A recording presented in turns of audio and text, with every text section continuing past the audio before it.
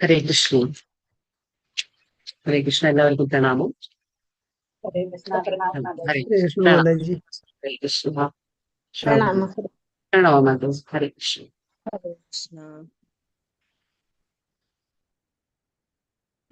ശ്രീ ശ്രീ രാധാ ഗോവിന്ദ ഇസ്കോൺ മംഗളൂരിന്റെ 18 ദിവസ ഗീതാഞ്ജലിക്ക് എല്ലാവർക്കും സ്വാഗതം. ഓം അജ്ഞാനതിമിരാന്തസ്യ ജ്ഞാനാഞ്ജനശലാകയാ ചക്ഷുർമിലിതം യേന തസ്മൈ ശ്രീഗുരവേ നമഃ. ശ്രീചൈതന്യമനോഭീഷ്ടം സ്ഥാപിതം യേന ഭൂതലേ സ്വയം രൂപ കഥാ മഹ്യം ദദാതി സ്വപദാന്തികം. വന്ദേഹം ശ്രീഗുരോ ശ്രീയുതപദകമലം ശ്രീഗുരും വൈഷ്ണവാംശ ശ്രീരൂപം സാഗ്രജാതം സഹഗണാ രഘുനാഥാന്വിതം तं सजीवं साद्वैतं सावधूतं परिजनसहितं कृष्णचैतन्यदेवं श्रीराधाकृष्णपादान् सहगणा ललिता श्रीविशाखान्वितांश्च. हे कृष्णा करुणा सिन्धो दीनबन्धो जगत्पते गोपेश गोपिका कान्ता राधा कान्त नमोऽस्तुते. तप्त काञ्चन गौराङ्गी राधे वृन्दावनेश्वरी वृषभानुसुते देवी प्रणमामि हरिप्रिये. वाञ्छाकल्पतरुभ्यश्च कृपासिन्धुभ्य एव च पतितानां पावनेभ्यो वैष्णवेभ्यो नमो नमः. नमो विष्णुपादाय कृष्णपृष्ठाय भूतले श्रीमते भक्तिवेदान्त स्वामिन् इति नामिने. नमस्ते सारस्वते देवे गौरवाणी प्रचारिणे निर्विशेष शून्यवादी पाश्चात्यदेशतारिणे. जयो श्रीकृष्ण चैतन्य प्रभु नित्यानन्द श्री अद्वैत गदाधर श्रीवासादि गौरभक्तवृन्द. हरे कृष्ण कृष्ण कृष्ण हरे हरे ഹരേ രാമ രാമ രാമ ഹരേ ഹരേ കൃഷ്ണ. എല്ലാവർക്കും പ്രണാമം.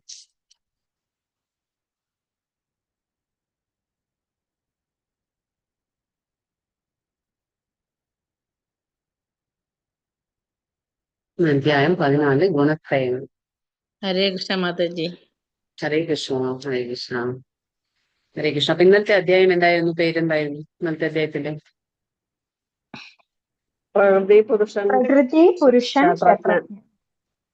ഓക്കെ. അപ്പൊ പ്രകൃതി എന്ന് പറഞ്ഞാൽ എന്താണ്?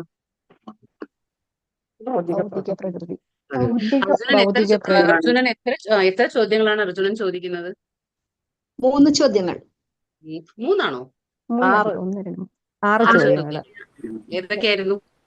പ്രകൃതി, പുരുഷൻ, ക്ഷേത്രം, ക്ഷേത്രജ്ഞൻ, ജ്ഞാനത്തിന് വിഷയം. ഓരോന്നും പറയൂ. ഓക്കെ, ഓരോന്നും പറയൂ. അപ്പൊ പ്രകൃതി എന്ന് പറഞ്ഞാൽ ഭൗതിക പ്രകൃതി. പുരുഷൻ എന്ന് പറഞ്ഞാൽ ഭഗവാൻ, പരമാത്മാവ്. ക്ഷേത്രം എന്ന് പറഞ്ഞാൽ ശരീരം. കർമ്മവേദി അല്ലെങ്കിൽ ശരീരം. ഓക്കെ. ക്ഷേത്രജ്ഞൻ എന്ന് പറഞ്ഞാൽ അറിയുന്നവൻ. അപ്പൊ 2 പേരുണ്ട് അല്ലെ? എത്ര പേര്? 2 പേരുണ്ട്. അപ്പൊ ആരൊക്കെയാണത്? ജീവാത്മ, പരമാത്മ. പിന്നെ ജ്ഞാനം എന്ന് പറയുന്നത് എന്താണ്? ജ്ഞാനം ശരീരത്തെ കുറിച്ചും ശരീരത്തിന്റെ ഉള്ളിൽ വസിക്കുന്ന യജമാനനെ അറിയുന്നത് എന്താണ്? ജ്ഞാനമാണ്. ജ്ഞേയം എന്ന് പറഞ്ഞാൽ അറിയേണ്ട വിഷയമാകുന്നത് ജ്ഞേയം എന്ന് പറയും. അപ്പൊ ഇതൊക്കെ പറഞ്ഞു. പിന്നെ എന്താണ്? നമ്മൾ എത്ര ഘടകങ്ങളുണ്ട് ഭൗതിക പ്രകൃതിയിൽ? എത്ര ഘടകങ്ങളുണ്ട്? 24. ഇതൊക്കെയെന്ന് പറയാൻ പറ്റുമോ? പഞ്ചമഹാഭൂതങ്ങൾ,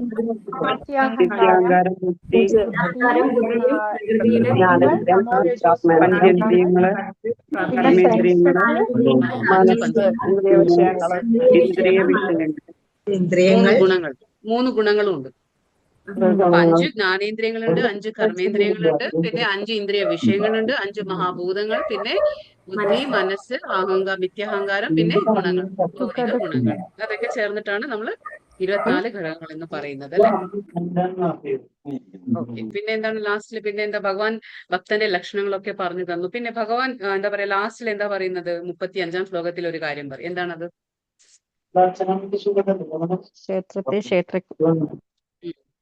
ക്ഷേത്രവും ക്ഷേത്രജ്ഞനും തമ്മിലുള്ള വ്യത്യാസം അറിയുന്നത്.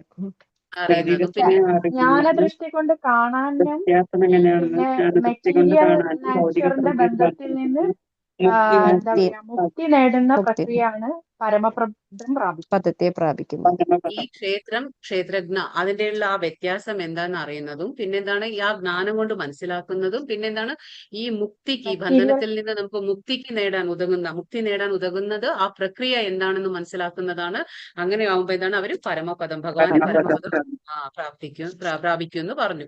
അപ്പൊ നമുക്ക് എന്താണ് ഒരു മനുഷ്യന്റെ പ്രാഥമിക ആവശ്യം എന്ന് പറയുന്നത് എന്താണ്?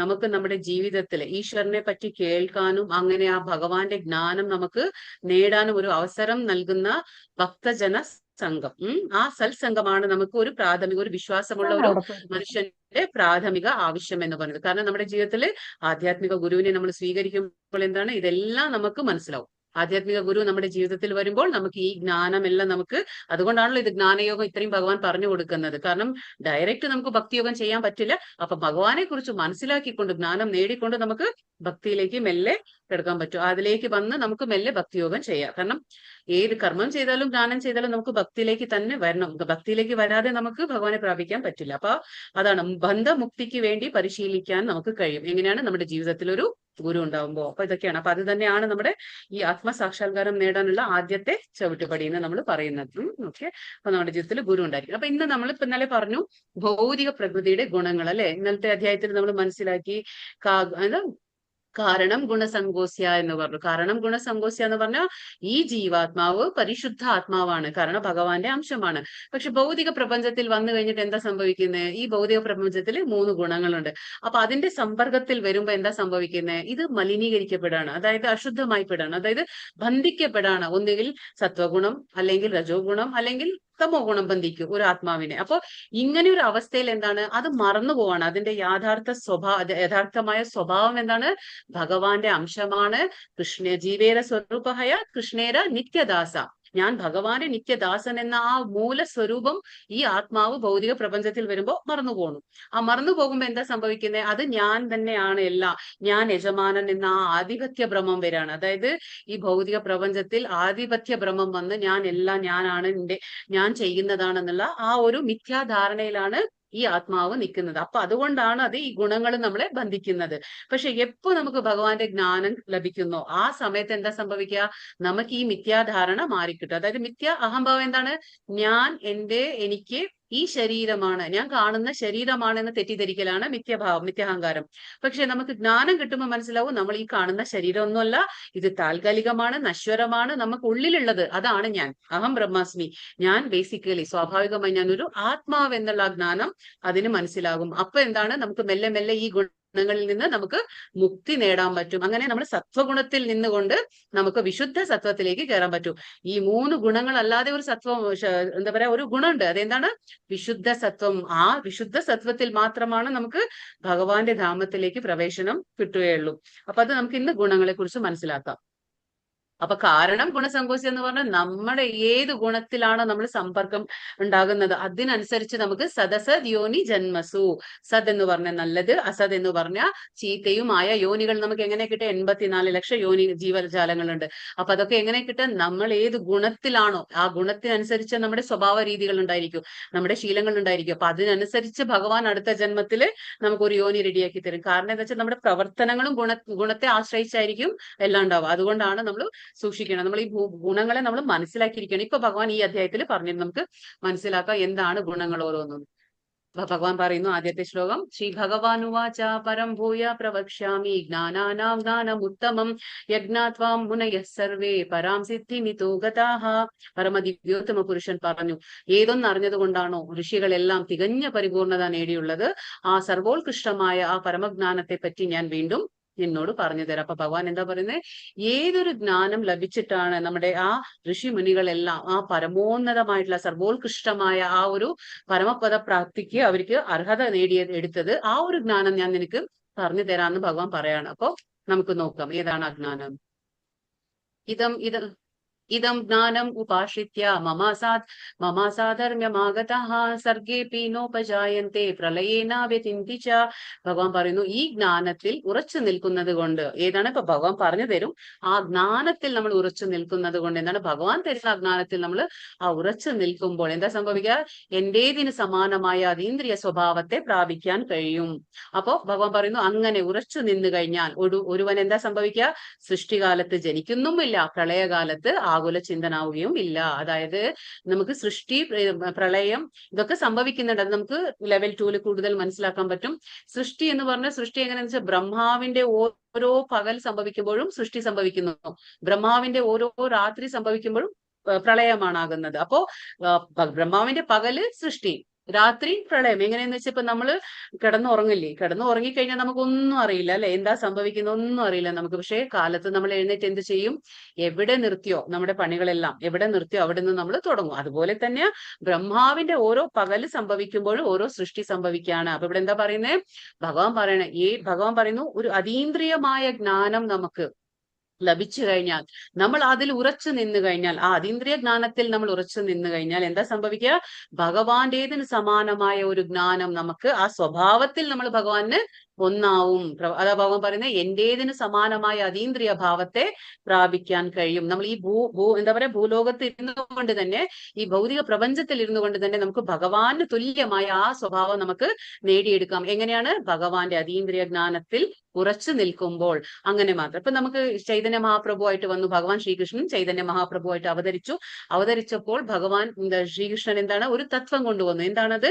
അചിന്ത്യഭേദ അഭേദ തത്വ. അചിന്ത്യഭേദ അഭേദ തത്വ എന്ന് പറഞ്ഞാല് ആ ഗുണത്തിൽ ഒന്ന്, അളവിൽ വ്യത്യാസം. എന്താണ്? ഗുണത്തിൽ ഒന്നും അളവിൽ വ്യത്യാസം. അപ്പൊ ഗുണത്തിൽ ഒന്ന് എന്ന് പറഞ്ഞപ്പോ നമുക്ക് അതിനൊരു ഉദാഹരണം എന്ന് പറയുമ്പോൾ സമുദ്രത്തിലെ വെള്ളത്തിന് ഉപ്പ് രസമുണ്ട്. അപ്പൊ നമ്മൾ ആ വെള്ളം നമ്മുടെ കയ്യിൽ എടുക്കുമ്പോൾ, അല്ലെങ്കിൽ നമ്മൾ എന്തിലെങ്കിലും ഒരു കണ്ടെയ്നറിൽ നമ്മൾ ആ വെള്ളം കളക്ട് ചെയ്യുമ്പോൾ, ആ വെള്ളത്തിന് നമ്മൾ വെള്ളം ടേസ്റ്റ് ചെയ്യുമ്പോൾ നമുക്ക് എന്താണ്? ആ സമുദ്രത്തിലുള്ള വെള്ളത്തിന്റെ ഗുണം ഉണ്ടായിരിക്കും ഇവിടെ, അതായത് ഉപ്പ് രസമായിരിക്കും ആ വെള്ളത്തിന്. പക്ഷെ എന്നും പറഞ്ഞ് നമ്മളിപ്പോ ആ കയ്യിൽ നമ്മൾ എടുക്കുന്ന ആ വെള്ളത്തിന്, സമുദ്ര വെള്ളത്തിന് നമ്മൾ പറയാൻ പറ്റില്ല ഇത് സമുദ്രമാണെന്ന്. കാരണം എന്താണ്? നമുക്ക് എല്ലാവർക്കും അറിയാം അല്ലെ, അളവിൽ വ്യത്യാസമില്ലേ? അവിടുന്ന് തന്നെ നമ്മൾ എടുത്തത്, പക്ഷെ എങ്കിലും ആ അളവിൽ വ്യത്യാസമാണ്, പക്ഷെ അതിന്റെ ഗുണത്തിൽ ഒന്നാണല്ലോ. അതേപോലെ തന്നെ നമ്മളൊക്കെ ആരാണ്? ഭഗവാന്റെ. നാളത്തെ അധ്യായത്തിൽ ഭഗവാൻ പറയുന്നുണ്ട്, അത് നമ്മളെല്ലാം ഭഗവാന്റെ മമൈവാംശോ ജീവലോകെ എന്ന് ഭഗവാൻ പറയുന്നുണ്ട്. അതായത് നമ്മളെല്ലാവരും ഭഗവാന്റെ അംശങ്ങളാണ്. ആ ഭഗവാന്റെ അംശങ്ങളായതുകൊണ്ട് നമ്മളെല്ലാം ഭഗവാന്റെ ഉത്കൃഷ്ട ശക്തിയാണ്. നമ്മൾ അധമ ശക്തിയല്ല, നമ്മൾ ഉത്കൃഷ്ട ശക്തിയാണ്. ഭഗവാന്റെ ആ ഉന്നതമായ ഉയർന്ന ശക്തിയാണ്. അപ്പൊ അതുകൊണ്ട് ആ ഭഗവാന്റെ ഗുണങ്ങളൊക്കെ നമ്മളിൽ ഉണ്ടായിരിക്കും. എല്ലാം നമ്മളിൽ എന്താ പറയാ ഭഗവാനോടുള്ള ഭക്തി, ഭഗവാനോടുള്ള സ്നേഹം എല്ലാം ഉറങ്ങിക്കിടക്കാണ്. അതിനെ ഉണർത്താൻ വേണം. അത് ഉണർത്താൻ എങ്ങനെയാ നമ്മൾ ചെയ്യുക? നമുക്കതിനെ ഉണർത്തണമെങ്കിൽ നമ്മുടെ ആ പരിശുദ്ധമായ ആ ഒരു അവബോധത്തെ ആവരണം ചെയ്തിരിക്കുകയാണ് എന്ത്? കാമം. നമുക്കറിയാം, നേരത്തെ അധ്യായങ്ങളിൽ നമ്മൾ മനസ്സിലാക്കി എങ്ങനെയാണ് ഈ കാമം ആവരണം ചെയ്യുന്നത്. 3 സ്ഥലങ്ങളാണ് കാമം ഇരിക്കുന്നത്: ഇന്ദ്രിയങ്ങള്, മനസ്സ്, ബുദ്ധി. ഇതിലൊക്കെയാണ് കാമം ഇരിക്കുക. അപ്പൊ ഈ കാമം നമ്മുടെ പരിശുദ്ധമായ ആ അവബോധത്തെ ആവരണം ചെയ്യാണ്. പക്ഷെ നമുക്ക് എന്താണ്? വളരെ എളുപ്പത്തിൽ പുക തീയിനെ എന്ന പോലെ അല്ലെ, വളരെ എന്താ പറയാ വളരെ കുറഞ്ഞ പ്രയാസത്തിൽ എന്താ നമുക്ക് എന്താ പറയാ നമുക്ക് ആ പുകയെ ഒന്ന് ഊതി കൊടുക്കുമ്പോൾ തീ ആളി കത്തുന്നത് പോലെ നമ്മുടെ ഉള്ളിലുള്ള ആ ഭഗവാനോടുള്ള സ്നേഹം, ഭഗവാനോടുള്ള ഭക്തി, അതൊക്കെ നമുക്ക് ഉണർത്തിയെടുക്കാൻ പറ്റും. ജസ്റ്റ് കുറച്ച് പ്രയത്നം മാത്രം മതി നമുക്ക്. അപ്പൊ അത് മാത്രം നമ്മൾ മനസ്സിലാക്കും. അപ്പൊ ഭഗവാന്റെ അംശമാണ്. അതുകൊണ്ട് ഭഗവാൻ പറയുന്നു സ്വഭാവത്തിൽ നമ്മൾ ആ അതീന്ദ്രിയ ജ്ഞാനത്തിൽ നമ്മൾ ഉറച്ചു നിന്നാൽ ഭഗവാന് തുല്യരായ ആ ഗുണങ്ങൾ നമുക്ക് കിട്ടും. അതാണ് ഭഗവാൻ. പക്ഷെ നമ്മൾ ഒരിക്കലും ഭഗവാന് എന്താ പറയാ എങ്ങനെ സമുദ്രവെള്ളം നമ്മുടെ കയ്യിൽ എടുക്കുമ്പോൾ അത് ക്വാണ്ടിറ്റിയിൽ, അതായത് അളവിൽ ഒന്നല്ലോ, അതേപോലെ നമ്മളും ഭഗവാനിൽ ഒന്നാകാൻ കഴിയില്ല. പക്ഷെ ആ ഗുണങ്ങൾ നമ്മളിൽ ഉണ്ടായിരിക്കും. കാരണം ഭഗവാന്റെ അംശമാണ്. അതുകൊണ്ട് അതാണ് ഇവിടെ ഭഗവാൻ പറഞ്ഞു കൊടുക്കുന്നത്. ഇപ്പൊ നമുക്ക് ഇവിടെ നോക്കാം, എന്താണ് ഭഗവാൻ പറയുന്നത്? ഭഗവാനാണ് ബീജപ്രദ പിതാവ്. അതായത് ഭഗവാനാണ് എല്ലാവർക്കും ആ ബീജം നൽകുന്നത് എന്ന് ഭഗവാൻ ഇതിൽ പറയുന്നുണ്ട്. സർവയോനിഷു കൗന്തേയ മൂർത്തയ സംഭവതീയ താസാം ബ്രഹ്മ മഹദ്യോനിർ അഹം ബീജപ്രദാപിത. ഭഗവാൻ പറയുന്നു അഹം ബീജപ്രദാപിത. എന്താണ് ഇവിടെ? ഹേ കുന്തിപുത്ര, നാനാ രൂപേണയുള്ള ജീവവർഗങ്ങൾക്കെല്ലാം ഈ ഭൗതിക പ്രകൃതിയിൽ ജന്മം എടുക്കാൻ ഒരു അവസരം നൽകുന്നത് ഭഗവാനാണ്, നൽകിയത് ഭഗവാനാണ്. അവയുടെ ബീജപ്രദാതാവായ പിതാവും ഞാൻ തന്നെയാണെന്ന് ഭഗവാൻ പറയുന്നു. അപ്പൊ ഇവിടെ എന്താ ഭഗവാൻ പറയുന്നത്? നമ്മളിപ്പോ കാണുന്നു 84 ലക്ഷം ജീവജാലങ്ങൾ ഇവിടെ ഭൗതിക പ്രപഞ്ചത്തിലുണ്ട്. ഓരോന്നും എങ്ങനെയാണ് ഭൗതിക പ്രകൃതി? എന്താണ്? നമ്മുടെ അമ്മയെ പോലെ. ഇപ്പൊ ഒരു അമ്മ കുഞ്ഞിന് ഗർഭം ധരിച്ച് കുഞ്ഞിന് ആ ഒരു രൂപം കൊടുക്കുന്ന, ജന്മം കൊടുക്കുന്ന പോലെ ഭൗതിക പ്രകൃതിയിലാണ് നമ്മളെല്ലാം ഉണ്ടാവുക. അപ്പൊ സൃഷ്ടി സംഭവിക്കുമ്പോൾ എന്താണ്, നമ്മൾ ആ ഭൗതിക പ്രകൃതിയിൽ നിന്ന് നമ്മൾ പുറത്തേക്ക് വരുന്നു. നമ്മൾ സൃഷ്ടി സംഭവിക്കുമ്പോൾ പുറത്തേക്ക് വരുന്നു. പക്ഷെ നമ്മൾ ഭൗതിക പ്രകൃതിയുടെ ഭാഗമല്ല. അത് നമ്മൾ തെറ്റ് വിചാരിക്കരുത്. കാരണം അതിന് ബീജം നൽകുന്നതാണ്. ഇപ്പൊ നമുക്കൊരു അമ്മ ജന്മം നൽകിയാലും അതിന്റെ പിന്നിൽ ആരാണ്? അച്ഛൻ. ആ അച്ഛനാണ് ബീജം നൽകിയ പിതാവ്. അതേപോലെ തന്നെ ഈ 84 ലക്ഷം ജീവജാലങ്ങൾക്കും അമ്മ ഗർഭം ധരിച്ച് അമ്മ സൃഷ്ടിക്കുമ്പോൾ, ആ ഒരു ജന്മം നൽകുമ്പോൾ എന്താ സംഭവിക്കുന്നത്? അച്ഛനാണ് ബീജപ്രദാതാവായ പിതാവ്. അതാരാണ്? ശ്രീകൃഷ്ണ ഭഗവാൻ. അതിവിടെ പറയുന്നു, ഭഗവാനാണ് ബീജപ്രദ പിതാവ്. ഇപ്പൊ നമുക്കൊരു ഉദാഹരണം എന്ന് പറഞ്ഞാൽ, അരിക്കൂമ്പാരത്തിൽ, എല്ലാരും മ്യൂട്ട് ചെയ്യണേ, ഹരേ കൃഷ്ണ. ഓക്കെ. അപ്പൊ ഇവിടെ എന്താ പറയുക, ഒരു ഉദാഹരണം എന്ന് പറഞ്ഞ, ഇപ്പൊ അരിക്കൂമ്പാരത്തിൽ നിന്ന് ഇപ്പൊ ഒരു തേളുകൾ, അതായത് ഒരു അമ്മ തേള് അരിക്കൂമ്പാരത്തിൽ പോയി മുട്ടകളിട്ട്, അത് അമ്മ തേള് അവിടെ നിന്ന് പോയിട്ടുണ്ടാവും. അപ്പൊ അരിക്കൂമ്പാരത്തിൽ നമുക്ക് കാണുമ്പോൾ ആ മുട്ടകളൊന്നും നമുക്ക് കാണാൻ കഴിയില്ല. പക്ഷെ ഉള്ളിൽ മുട്ടകൾ ഉണ്ടായിരിക്കും. പക്ഷെ കുറച്ചു കാലത്തിന് ശേഷം അതിന്റെ ഉള്ളിൽ നിന്ന് ആ തേളിന്റെ ആ കുട്ടികളൊക്കെ ഇങ്ങനെ പുറത്തു വരുമ്പോ നമ്മൾ വിചാരിക്കാൻ പറ്റില്ല അരി ആ തേളുകൾക്ക് ജന്മം നൽകിയെന്ന്. പക്ഷെ അതിന് മുന്നേ എന്തായിരുന്നു? ഒരു അമ്മ തേള് അവിടെ ആ മുട്ടകൾ ഇട്ടിരുന്നു ഇവിടെ ആ അരിക്കൂമ്പാരത്തിൽ. അപ്പൊ അങ്ങനെയാണ്. അതേപോലെ തന്നെ നമ്മൾ ഭൗതിക പ്രകൃതിയിൽ നിന്ന് വരുന്നു. അപ്പൊ നമ്മൾ ഭൗതിക പ്രകൃതിയുടെ ബൈ പ്രോഡക്ട്സ് അല്ല. നമ്മൾ അതിൽ നിന്നും ഭഗവാൻ ആദ്യം ബീജം നൽകിയിട്ടുണ്ട്. ആർക്ക്? ആ ഭൗതിക പ്രകൃതിക്ക് ബീജം നൽകിയിട്ടുണ്ട്. അതുകൊണ്ടാണ് ഭൗതിക പ്രകൃതി നമുക്ക് അനുയോജ്യമായ ഓരോ ശരീരങ്ങളും ഭൗതിക പ്രകൃതി നമുക്ക് നൽകുന്നത്. അപ്പൊ ഇത് നമ്മൾ മനസ്സിലാക്കണം ഈ ശ്ലോകം. അതായത് ബീജപ്രദാതാവായ പിതാവ് ആരാണ്? ഭഗവാൻ ശ്രീകൃഷ്ണനാണ് എല്ലാ ശരീരങ്ങൾക്കും. ശ്രീകൃഷ്ണ ഭഗവാനാണ് ജീവസത്തകൾക്കെല്ലാം ആദി പിതാവായ ആദി പിതാവെന്ന് ഈ ശ്ലോകം സ്പഷ്ടമാക്കുന്നു. അപ്പൊ ഈ ശ്ലോകത്തിൽ നിന്ന് നമുക്ക് മനസ്സിലാവും. എത്രാമത്തെ ശ്ലോകമാണിത്? 14-ാം അധ്യായത്തിലെ 4-ാമത്തെ ശ്ലോകത്തിൽ നിന്ന് നമുക്ക് എന്താ മനസ്സിലാവുന്നത്? ഭഗവാനാണ്, അതായത് ശ്രീകൃഷ്ണ ഭഗവാനാണ് ആദി പിതാവ്, അതായത് ജന്മം നൽകാൻ എല്ലാവർക്കും ബീജം പ്രദാനം ചെയ്ത പിതാവ്. ഭൗതികവും ആത്മീയവുമായ പ്രകൃതികളുടെ സംയോഗമാണ് ജീവസത്തകൾ. അങ്ങനെയുള്ള ജീവസത്തകൾ ഭൂലോകത്തിൽ മാത്രമല്ല ബ്രഹ്മാവ് വാഴുന്ന സമുന്നത ഗ്രഹത്തിൽ പോലും കാണപ്പെടുന്നു. അപ്പൊ എന്താ പറയുന്നത് ഇവിടെ നമ്മുടെ ഭൗതിക ലോകത്ത് മാത്രമല്ല ജീവസത്തകൾ ഉള്ളത്. നമ്മൾ അങ്ങനെ വിചാരിക്കാൻ പാടില്ല. അതായത് ഉന്നത ലോകം ഏതാണ്? നമുക്കറിയാം, ഗോലോക ചാർട്ട് കണ്ടു, 14 ലോകങ്ങളുണ്ട്. അതിൽ ഉന്നത ഗ്രഹം എന്ന് പറയുന്നത് സത്യലോകം അല്ലെങ്കിൽ ബ്രഹ്മലോകം. അവിടെയും എന്താണ്? ബ്രഹ്മാവിന്റെ അടുത്ത് പോലും അവിടെ ജീവജാലങ്ങൾ ഉണ്ട്. പക്ഷെ ഓരോന്നും വ്യത്യസ്തമായിരിക്കും. ഇപ്പോ സൂര്യൻ എന്ന് പറഞ്ഞു, നമ്മൾ സൂര്യദേവൻ ഒരു ലോകമുണ്ട് അല്ലെ, സൂര്യലോകമുണ്ട്. അപ്പൊ അവിടെയും ജീവജാലങ്ങളുണ്ട്. പക്ഷെ അതിന് അനുയോജ്യമായ ശരീരമായിരിക്കും അവിടെ ഉള്ളവർക്ക്. അപ്പൊ അങ്ങനെ നമ്മൾ ഇവിടെ മാത്രം എന്നല്ല, എല്ലായിടത്തും ഉണ്ട്. അതുകൊണ്ട് നമ്മൾ മനസ്സിലാക്കണം, ഭൗതികവും ആത്മീയവുമായ പ്രകൃതികളുടെ സംയോഗമാണ് ഏത്? ജീവസത്ത. അപ്പൊ ജീവസത്ത എന്ന് പറഞ്ഞാൽ എന്താണ്? നമ്മളൊക്കെ എന്താണ്? ജീവാത്മാക്കൾ എന്ന് പറയാ, ആത്മാക്കൾ എന്ന് പറയാ, ജീവസത്തകൾ എന്ന് പറയാ, മൂന്നും ഒന്ന് തന്നെയാ. അപ്പൊ നമ്മൾ ഭഗവാന്റെ അംശമാണ്. അത് നമ്മൾ ഉത്കൃഷ്ട ശക്തിയാണ്. പക്ഷേ ഈ ഭൗതിക പ്രപഞ്ചത്തിൽ നമ്മൾ വരുമ്പോ എന്താ സംഭവിക്കുന്നത്? മിക്സ് ആവാണ്. അതുകൊണ്ടാണ് ഇവിടെ ആത്മീയവും ഭൗതികവും എന്ന് പറയുന്നത്. ആത്മീയം എന്ന് പറഞ്ഞാൽ ഭഗവാന്റെ അംശമാണ്, ഉത്കൃഷ്ട ശക്തിയാണ്. പക്ഷെ ഭൗതികം എങ്ങനെയാകും? ഈ ആത്മാവിന് എന്താ സംഭവിക്കുക? ആദ്യത്തെ ആവരണം എന്താണ്? സൂക്ഷ്മ ശരീരം. അതെങ്ങനെയാ? മനസ്സ്, ബുദ്ധി, മിഥ്യാഹങ്കാരം. പിന്നെ രണ്ടാമത്തെ കവറിങ്, അതായത് രണ്ടാമത്തെ ആവരണം എന്താണ്? സ്ഥൂല ശരീരം. അതെന്താ അതിലുള്ളത്? അതിൽ നമുക്ക് എന്തുണ്ട്? പഞ്ചമഹാഭൂതങ്ങളുണ്ട് അല്ലെ. അപ്പൊ ഇങ്ങനെയാണ് നമ്മുടെ ഒരു ആത്മാവിനെ ആവരണം ചെയ്തിരിക്കുന്ന 2 ശരീരങ്ങൾ. ആത്മാവിനെ ആവരണം ചെയ്തിരിക്കുന്ന 2 ശരീരങ്ങൾ ഏതാണ്? സൂക്ഷ്മമായതും പിന്നെ സ്ഥൂലമായതും. അതുകൊണ്ട് നമ്മൾ ഭൗതികവും ആത്മീയവുമായ പ്രകൃതിയുടെ സംയോഗം എന്ന് പറയുന്നു. നമ്മൾ ഈ ജീവസത്തകൾ എന്ന് പറഞ്ഞാൽ ജീവാത്മാക്കൾ അല്ലെങ്കിൽ ആത്മാക്കൾ. പിന്നെ എന്താ പറഞ്ഞ? ഭൂമിക്കുള്ളിലും വെള്ളത്തിലും അഗ്നിയിൽ പോലും ജീവജാലങ്ങളുണ്ട്. അപ്പൊ എല്ലായിടത്തും ജീവസത്തകൾ ഉണ്ട്. അപ്പൊ ഇവിടെ മാത്രമല്ലല്ലോ. അപ്പൊ നമുക്കറിയാം അല്ലെ, 84 ലക്ഷം എന്ന് പറഞ്ഞാൽ ജലത്തിൽ എത്രയാണ്? 9 ലക്ഷം. ജലത്തിൽ എത്ര? ജലജേ നവ ലക്ഷാണി എന്ന് പറയും. അപ്പൊ ജലത്തിൽ 9 ലക്ഷം ഉണ്ട്. പിന്നെ വൃക്ഷങ്ങളായിട്ട് 20 ലക്ഷം ഉണ്ട്. പിന്നെ മരങ്ങളായിട്ട്, അതിന് വൃക്ഷങ്ങളും മരങ്ങളും എന്ന് പറഞ്ഞാൽ അത് 20 ലക്ഷം ഉണ്ട്. പിന്നെ 30 ലക്ഷം എന്താണ്? നാൽക്കാലികൾ, മൃഗങ്ങളായിട്ട് 30 ലക്ഷം ഉണ്ട്. പിന്നെ പക്ഷികൾ എന്ന് പറയുമ്പോൾ 10 ലക്ഷം വരുന്നു. പിന്നെ ഇഴജന്തുക്കൾ അതെന്താണ്? 11 ലക്ഷം. അപ്പൊ എല്ലാം കൂടിയിട്ട് എത്രയായി? പിന്നെ മനുഷ്യന്മാർ എത്ര? 4 ലക്ഷം. അപ്പൊ 84 ലക്ഷം. അപ്പൊ വെള്ളത്തിലും ഉണ്ട്, ഭൂമിക്കുള്ളിലും ഉണ്ട്, അഗ്നിയിൽ പോലും ജീവികൾ ഉണ്ടെന്ന് ഭഗവാൻ പറയുന്നു. അപ്പൊ എല്ലാ സ്ഥലത്തും അതിന് അനുയോജ്യമായ ശരീരമായിരിക്കും ഭഗവാൻ കൊടുക്കുന്നത്. അപ്പൊ നമുക്ക് ഈ ചിത്രത്തിൽ അതല്ലേ കാണുന്നത്. ഇപ്പൊ ഇഴജന്തുക്കളെ കാണാം, പിന്നെ ജലചരങ്ങളെ കാണാം, നമുക്ക് ഭൂമിയിൽ വസിക്കുന്ന മനുഷ്യന്മാരെ കാണാം, മൃഗങ്ങളെ കാണാം, പക്ഷികളെ കാണാം. അപ്പൊ എല്ലാം എങ്ങനെയാണ്, നാൽക്കാലികളെ കാണാം. ഇതൊക്കെ എന്താണ്, ഭഗവാന്റെ സൃഷ്ടിയാണ്. അപ്പൊ ഇതിനൊക്കെ നമ്മൾ എന്താ പറയുക, ജീവസത്തകൾ എന്ന് പറയുമ്പോൾ അങ്ങനെയാണ്. ഒരു ആത്മാവുണ്ട്, അതിനൊരു സൂക്ഷ്മമായ ശരീരമുണ്ട്, അതിന്റെ പുറമെ ഒരു സ്ഥൂലമായ ശരീരമുണ്ട്. അപ്പൊ ഇവിടെ എന്താ പറയുന്നത്, നെക്സ്റ്റ് ഇപ്പോ ഓരോ ഗുണങ്ങൾ പറയാണ്. ഇപ്പൊ സത്വഗുണം, രജോ ഗുണം, തമോ ഗുണം എന്താണ്, എങ്ങനെയായിരിക്കും? സത്വം രജസ്തമ ഇതി ഗുണാഃ പ്രകൃതി സംഭവഃ നിബധ്നന്തി മഹാബാഹോ ദേഹേ ദേഹിനമവ്യയം. ഹേ മഹാബാഹുവായ അർജുന, 3 ഗുണങ്ങൾ അടങ്ങിയതാണ് ഭൗതിക പ്രകൃതി. അത് നമുക്ക് എല്ലാവർക്കും അറിയാം. ഭൗതിക പ്രകൃതി എന്ന് പറയുമ്പോൾ അവിടെ 3 ഗുണങ്ങളുണ്ട്. സത്വം, രജസ്, തമസ്. ശാശ്വതനായ ജീവാത്മാവിന് പ്രകൃതി സംയോഗമുണ്ടോ, ഉണ്ടാകുന്നതോടെ എന്താണ് ഇത് ഉണ്ടാകുന്നതോടെ ഇത് ആ ഗുണങ്ങളാൽ ബദ്ധനാകുന്നു. നമ്മൾ പറഞ്ഞു നേരത്തെ തന്നെ. അതായത് ഭൗതിക പ്രകൃതിയിൽ ഏത് നിമിഷം ഇത് വരുന്നോ അപ്പൊ തന്നെ ഇത് ബദ്ധനാകപ്പെടാണ്. അതായത് ഏതെങ്കിലും ഒരു ഗുണത്തിലുണ്ടാവും. നമ്മളല്ലെങ്കിൽ എന്താണ്, ഭഗവാന്റെ ഉത്കൃഷ്ട ശക്തിയാണ്, ആത്മീയമാണ്, നമ്മൾ ആത്മീയ ഊർജമാണ്, ഭഗവാന്റെ ആത്മീയ ഊർജമാണ് ജീവസത്തകൾ. പക്ഷെ ഇവിടെ ഗുണത്തിൽ അടിമയായി ജീവിക്കുമ്പോൾ നമ്മൾ ബദ്ധരാകുന്നു. അതുകൊണ്ട് നമ്മൾ എന്താ പറയാ, ബദ്ധ ആത്മാവ്. നമ്മൾ എന്താ പറയും, ബദ്ധ ആത്മാവ്.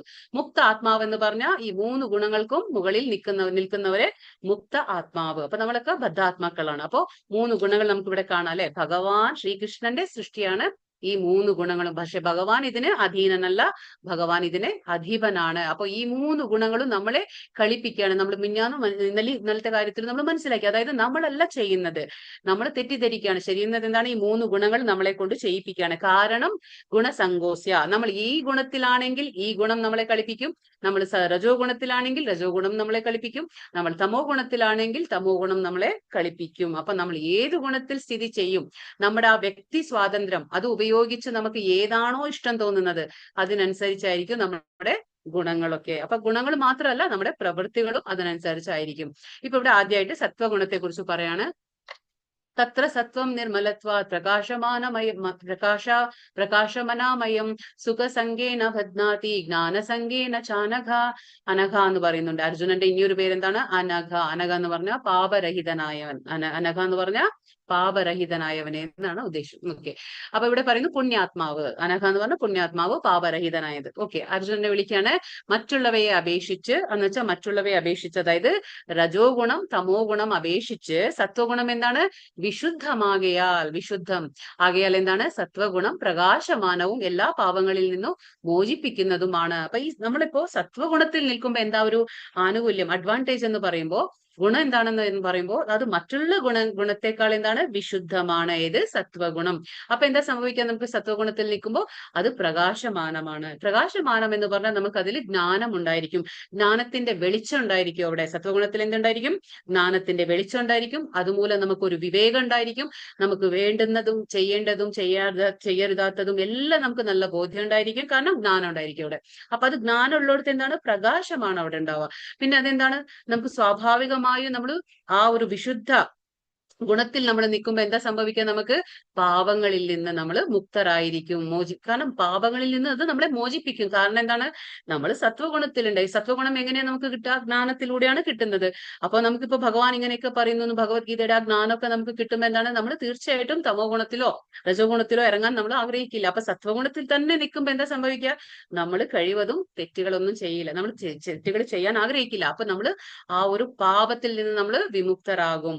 അപ്പൊ ആ ഗുണത്തിൽ സ്ഥിതി ചെയ്യുന്നവർ സുഖത്താലും ജ്ഞാനത്താലും ബദ്ധരാകപ്പെടുന്നു. പക്ഷെ എന്നും പറഞ്ഞ് നമുക്കിവിടെ ഒരു ഇതില്ല. അതായത് ഈ ഗുണം പോലും നമ്മളെ ബന്ധിക്കുകയാണ് ഇവിടെ. കാരണം എന്താണ്, 2 കാര്യങ്ങൾ പറയുന്നു. എന്തുകൊണ്ട് സത്വഗുണം ഒരാളെ ബന്ധിപ്പിക്കും, എന്താ കാരണം, അതിന് 2 കാരണങ്ങളുണ്ട്. ഒന്ന് സുഖത്താലും ജ്ഞാനത്താലും. സത്വഗുണത്തിൽ എങ്ങനെയാണ് നമ്മൾ ബദ്ധരാകപ്പെടുന്നത്, 2 കാരണങ്ങൾ. സുഖമുണ്ടായിരിക്കും അവിടെ, ജ്ഞാനം ഉണ്ടായിരിക്കും. കാരണം സത്വഗുണം എന്ന് പറഞ്ഞ പ്രകാശം, അത് ജ്ഞാനമുണ്ട്. അപ്പൊ ആ ജ്ഞാനം കൊണ്ട്, കാരണം അവിടെ ഒരു അഹങ്കാരം വരികയാണ്, സ്വാഭാവികമായിട്ട് നമുക്കൊരു അഹങ്കാരം വരികയാണ്. അതായത് ഞാൻ മറ്റുള്ളവരെക്കാൾ ശ്രേഷ്ഠനാണ്, ഞാൻ ആ തമോ ഗുണക്കാരെക്കാളും അല്ലെങ്കിൽ രജോ ഗുണക്കാരെക്കാളും ഞാൻ വളരെ ശ്രേഷ്ഠനാണ് എന്നുള്ള ഒരു അഹങ്കാരം വന്നിരിക്കും നമുക്ക്. അപ്പൊ ഈ ഗുണം നമ്മളെ ബന്ധിപ്പിക്കും ഇവിടെ. അപ്പൊ അഹങ്കാരം അയാളെ ബാധിക്കും. അതായത് ഞാൻ മറ്റുള്ളവരെക്കാൾ കുറച്ച് ജ്ഞാനത്തിൽ മുന്നേറി നിൽക്കുകയാണ് എന്നുള്ള ഒരു അഹങ്കാരം, അത് ആ ഒരു അഹങ്കാരമാണ് അവരെ ബന്ധനത്തിലാക്കുന്നത്. ഏത്? സത്വഗുണത്തിൽ. ഉദാഹരണം ശാസ്ത്രകാരന്മാരും സത്വചിന്തകരും ഒക്കെയാണ് ഇതിനെ ഉദാഹരണം പറയുന്നത്. ഇനിയിപ്പോ നെക്സ്റ്റ് രജോ ഗുണത്തിന്റെ പറയാണ്. രജോ ഗുണത്തിൽ എന്താ സംഭവിക്കുന്നത്? രജോ രാഗാത്മകം വിദ്ധി തൃഷ്ണസംഗാ സമുദ്ഭവം തന്നിബധ്നന്തി കൗന്തേയ കർമ്മസംഗേന ദേഹിനാം. ഇവിടെ പറയുന്നു, അല്ലയോ കുന്തിനന്ദന, അളവറ്റ തൃഷ്ണ ആധിക്യത്തിൽ നിന്നുളവാകുന്നതത്രേ രജോ ഗുണം. അപ്പൊ രജോ ഗുണം എങ്ങനെയാണ് വരുന്നത്? അളവറ്റ തൃഷ്ണ ആധിക്യം. തൃഷ്ണ എന്ന് പറഞ്ഞ ഡിസയർ, ആഗ്രഹം. അപ്പൊ ഒരുപാട് ആഗ്രഹങ്ങൾ, അതിൽ നിന്ന് ഉത്ഭവിക്കുന്നതാണ് രജോ ഗുണം. അപ്പൊ ദേഹസ്ഥനായ ജീവനെ അത് ഭൗതികമായ ഫലോദ്ദിഷ്ട കർമ്മങ്ങളിൽ കുടുക്കിയിടുന്നു. എന്താണ് ഫലോദ്ദിഷ്ട കർമ്മം? പല ഉദ്ദിഷ്ട കർമ്മം എന്ന് പറഞ്ഞാലും, കാമ്യകർമ്മം എന്ന് പറഞ്ഞാലും, സകാമ കർമ്മം എന്ന് പറഞ്ഞാലും എല്ലാം ഒന്ന് തന്നെയാ. സകാമ കർമ്മ എന്ന് പറഞ്ഞ എന്താണ്? സകാമ, ഞാൻ ജോലി എടുക്കുന്നു, ഞാൻ പണിയെടുക്കുന്നു, പക്ഷെ അതിന്റെ ആ ഫലം എനിക്ക് വേണം. ഞാൻ കർമ്മം ചെയ്യുന്നു, അതിന്റെ ഫലം എനിക്ക് വേണം എന്നുള്ള ആഗ്രഹം, അതാണ് സകാമ കർമ്മ. അതേപോലെ കാമ്യ കർമ്മം എന്ന് പറഞ്ഞാലും അതാണ്. അവിടെ നിന്ന് എനിക്ക് ആഗ്രഹമുണ്ട്, ഞാൻ ചെയ്യുന്ന കർമ്മങ്ങൾക്ക് എനിക്ക് പ്രതിഫലം വേണം എന്നുള്ള ആഗ്രഹമുണ്ട്. അതേപോലെ തന്നെ ഫലോദ്ദിഷ്ട കർമ്മം, മൂന്നും ഒന്ന് തന്നെയാ. അപ്പൊ ഫലോദ്ദിഷ്ട കർമ്മങ്ങൾ, ഇങ്ങനെ ആ ഒരു മൂന്നും എല്ലാം ഒരേ കാര്യം തന്നെ പറയുന്നത്. തൃഷ്ണ ആധിക്യത്തിൽ എന്നാണ് ഡിസയർ, നമുക്ക് ഒരുപാട് അത്യാഗ്രഹം എന്ന് പറയില്ലേ, ഒന്ന് കഴിഞ്ഞാൽ മറ്റൊന്ന്, ഒന്ന് കഴിഞ്ഞാൽ മറ്റൊന്ന്, ഇങ്ങനെയുള്ള ഇവിടെ ഏറ്റവും ഒരു ക്യാരക്ടറിസ്റ്റിക്, അതായത് ഒരു ലക്ഷണം എന്ന് പറഞ്ഞാൽ സ്ത്രീ പുരുഷന്മാർക്ക് തമ്മിലുള്ള ആകർഷണയാണ്. എന്താണ് ഇവിടെ? ആസക്തി, അതായത് സ്ത്രീക്ക് പുരുഷനോടുണ്ടാവുന്ന ആസക്തി, അതേപോലെ പുരുഷൻ ഒരു സ്ത്രീയോട് ഉണ്ടാകുന്ന തോന്നുന്ന ഒരു ആസക്തി. ഇതാണ് ഇതിന്റെ ഏറ്റവും വലിയ ലക്ഷണം എന്ന് പറഞ്ഞാൽ രജോ ഗുണത്തിന്റെ. അതാണ് സ്ത്രീ പുരുഷന്മാർ തമ്മിലുള്ള ആസക്തിയാണ് ഇതിന്റെ മുഖ്യ സ്വഭാവം എന്ന് പറയുന്നത്. ഇവിടെ ഈ രജോ ഗുണം വർദ്ധിക്കുമ്പോൾ എന്താ സംഭവിക്കുക? ഭൗതിക സുഖങ്ങളിൽ നമുക്ക് ആ താല്പര്യം കൂടി വരും. അതാണ് തൃഷ്ണ ആധിക്യം എന്ന് പറയുന്നത്. ആ ഭൗതിക സുഖങ്ങൾ അനുഭവിക്കാനുള്ള ആഗ്രഹം കൂടി വരും. അപ്പൊ എന്താണ്? കർമ്മഫലങ്ങളിൽ ആസക്തി കൂടും. കാരണം എന്താണ്? നമുക്ക് ആഗ്രഹം കൂടും. അപ്പൊ നമുക്ക് എന്താണ്? ഇപ്പൊ നമുക്കൊരു വീട് വെക്കണം, നമുക്ക് നല്ലൊരു കുടുംബം, മക്കള്, ഇങ്ങനെ ഇപ്പൊ നമുക്കൊരു വീട് കഴിഞ്ഞു, പിന്നെ വണ്ടി വാങ്ങി, അങ്ങനെ ആ സമ്പത്തിനെ കൂട്ടാനുള്ള ഓരോ വഴികളും നമ്മൾ നോക്കും. അപ്പൊ ആ വഴി നോക്കണമെങ്കിൽ നമ്മൾ എന്ത് ചെയ്യണം? നമ്മൾ ഒരുപാട് അധ്വാനിക്കണത് എന്തുകൊണ്ടാണ്? നമുക്ക് അതിന്റെ ഫലത്തിന്റെ ആസക്തിയുണ്ട്. നമ്മുടെ ഇന്ദ്രിയ സുഖം അനുഭവിക്കണം. നമ്മുടെ ഇന്ദ്രിയങ്ങളിൽ അറിയാം, നമുക്ക് 5 ഇന്ദ്രിയങ്ങളുണ്ട്. ആ 5 ഇന്ദ്രിയങ്ങൾക്ക് എന്താ പറയാ, ഇന്ദ്രിയ വിഷയങ്ങളുണ്ട്. പിന്നെ അതേപോലെ കർമ്മ ഇന്ദ്രിയങ്ങളുണ്ട്. അതൊക്കെ പ്രവർത്തിക്കും. അപ്പൊ ഇതൊക്കെ എന്താണ്? നമ്മൾ വീണ്ടും കുടുങ്ങാണ്. നമ്മുടെ ഇന്ദ്രിയങ്ങൾ മൂലം നമ്മൾ ഈ ഭൗതിക പ്രപഞ്ചത്തിൽ തന്നെ ജനന മരണത്തിന്റെ ചക്രത്തിൽ നമ്മൾ കുടുങ്ങി പോവാണ്. അത് നമ്മൾ അറിയുന്നില്ല. അപ്പൊ എങ്ങനെയാണ്? ഇങ്ങനെ ഈ ഇന്ദ്രിയ സുഖത്തിന്റെ ആസ്വാദനം മറന്ന് ആസ്വദിക്കണം എന്നുള്ള ഒരു ആഗ്രഹം ഈ രജോ ഗുണത്തിൽ കൂടുതൽ ഉണ്ടായിരിക്കും. ഇനിയിപ്പോ തമോ ഗുണം എങ്ങനെയുള്ളതാണ്? തമസ്ത്വജ്ഞാനം വിദ്ധി മോഹനം സർവദേഹിനാം പ്രമാദമാലസ്യ നിദ്രാവേ സ്തന്നിബധ്നാതി ഭാരതാം. ഇവിടെ എന്താണ്? 3 കാര്യങ്ങൾ പറയുന്നുണ്ട്. തമോ ഗുണത്തിന്റെ ലക്ഷണങ്ങൾ എന്തൊക്കെ? ഭാരതപുത്ര, അജ്ഞാനജന്യമായ. അപ്പൊ ഇത് നേരെ ഓപ്പോസിറ്റ് ആണ്. അതായത് സത്വഗുണത്തിൽ ജ്ഞാനമുണ്ടായിരിക്കും, പക്ഷെ തമോ ഗുണത്തിൽ ജ്ഞാനമില്ല. അപ്പൊ ഇവിടെ എന്താണ്? അജ്ഞാനം. അപ്പൊ അതാ പറയുന്നേ, തമോ ഗുണം എന്ന് പറയുമ്പോൾ അജ്ഞാനജന്യമായ, അജ്ഞാനത്തിൽ നിന്ന് ഉത്ഭവിക്കുന്നതാണ് തമോ ഗുണം. ഇവിടെ ഒട്ടും തന്നെ ജ്ഞാനത്തിന്റെ വെളിച്ചം ഉണ്ടായിരിക്കില്ല. അപ്പൊ അജ്ഞാനജന്യമായ തമോ ഗുണമാകട്ടെ സർവ ശരീരികളെയും വ്യാമോഹിപ്പിക്കുന്നതാണ്. അപ്പൊ എന്താണ്? ആരാണോ തമോ ഗുണത്തിലുള്ളത്, അപ്പൊ നേരെ ഇത് ഓപ്പോസിറ്റ് ആണ്. എന്താ? നേരെ വിരുദ്ധമാണ് ഈ തമോ ഗുണം. അപ്പൊ എന്താ ഇവിടെ സംഭവിക്കുക? ഇവിടെ ജ്ഞാനം ഒട്ടും ഉണ്ടായിരിക്കില്ല, അജ്ഞാനത്തിൽ നിന്ന് ഉത്ഭവിക്കുന്നതാണ് ഈ തമോ ഗുണം. ഇവിടെ എന്താണ്? വ്യാമോഹിപ്പിച്ചു വെക്കുകയാണ്. നമ്മുടെ ഒരു ജീവാത്മാവിനെ ഇവിടെ വ്യാമോഹിപ്പിച്ചു വെക്കുകയാണ്. ഇവിടെ ഗുണത്തിന്റെ ഫലങ്ങളായ പ്രമാദം, ഈ ഗുണത്തിലുള്ളവർക്ക് എന്തായിരിക്കും? പ്രമാദം. പിന്നെന്താണ് ഇവിടെ? അലസത, മടി. പ്രമാദം, അലസത. പിന്നെന്താണ് ഇവിടെ? നിദ്ര, ഒരുപാട് നിദ്ര. അതായത് ഇവിടെ എപ്പോഴും ഉറങ്ങാന്നുള്ള ആ ഒരു സത്വഗുണത്തിന്റെ നേരെ ഓപ്പോസിറ്റ് ആണ് ഇത്. അതാണ് ഇത്. നമുക്ക് സത്വഗുണ എന്താണ്? നമുക്ക് പുരോഗതി ഉണ്ടെങ്കിൽ ഇവിടെ അധോഗതി ആയിരിക്കും. നമുക്കവിടെ നമ്മുടെ സത്വഗുണത്തിൽ നിന്ന് നമുക്ക് വേണമെങ്കിൽ വിശുദ്ധ സത്വത്തിലേക്ക് കയറാനുള്ള അവസരമുണ്ട്. പക്ഷെ തമോ ഗുണത്തിലാവുമ്പോൾ നമ്മൾ അത്രയും നീചമായിട്ടുള്ള യോനികളിലേക്കാണ് നമ്മൾ അടുത്ത ജന്മം നമ്മൾ പോകുന്നത്. അപ്പൊ അത് നമ്മൾ മനസ്സിലാക്കണം. കാരണം ഇവിടെ ജ്ഞാനമില്ല.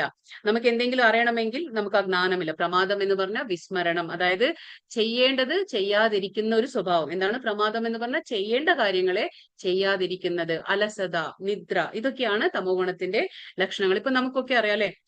അത് എന്ന് വെച്ചാല് നമുക്ക് ഈ തമോ ഗുണത്തിലുള്ള ആൾക്കാർക്ക് എങ്ങനെയാന്ന് വെച്ചാല് അവർ ഈ വാസ്തവമായിട്ട് എല്ലാം കാണുന്നുണ്ട്. അതായത് നമ്മുടെ മുത്തശ്ശൻ മരിക്കുന്നു, നമ്മുടെ അച്ഛൻ മരിക്കും, നമ്മളും മരിക്കും, നമുക്കുണ്ടാകുന്ന കുട്ടികളും മരിക്കും, എല്ലാം അറിയാം. പക്ഷെ എങ്കിലും ഈ ദേഹം നശ്വരമാണ് എന്നുള്ള ആ അറിവ് ഉണ്ടായിരിക്കും. പക്ഷെ എങ്കിലും നമ്മൾ എന്താണ് അത് മനസ്സിലാക്കില്ല. അതിന്റെ ഉള്ളിൽ അനശ്വരമായ അതീന്ദ്രിയമായ ആത്മാവിനെ കുറിച്ച് അവർക്ക് യാതൊരു ബോധ്യവും ജ്ഞാനവും ഉണ്ടായിരിക്കില്ല.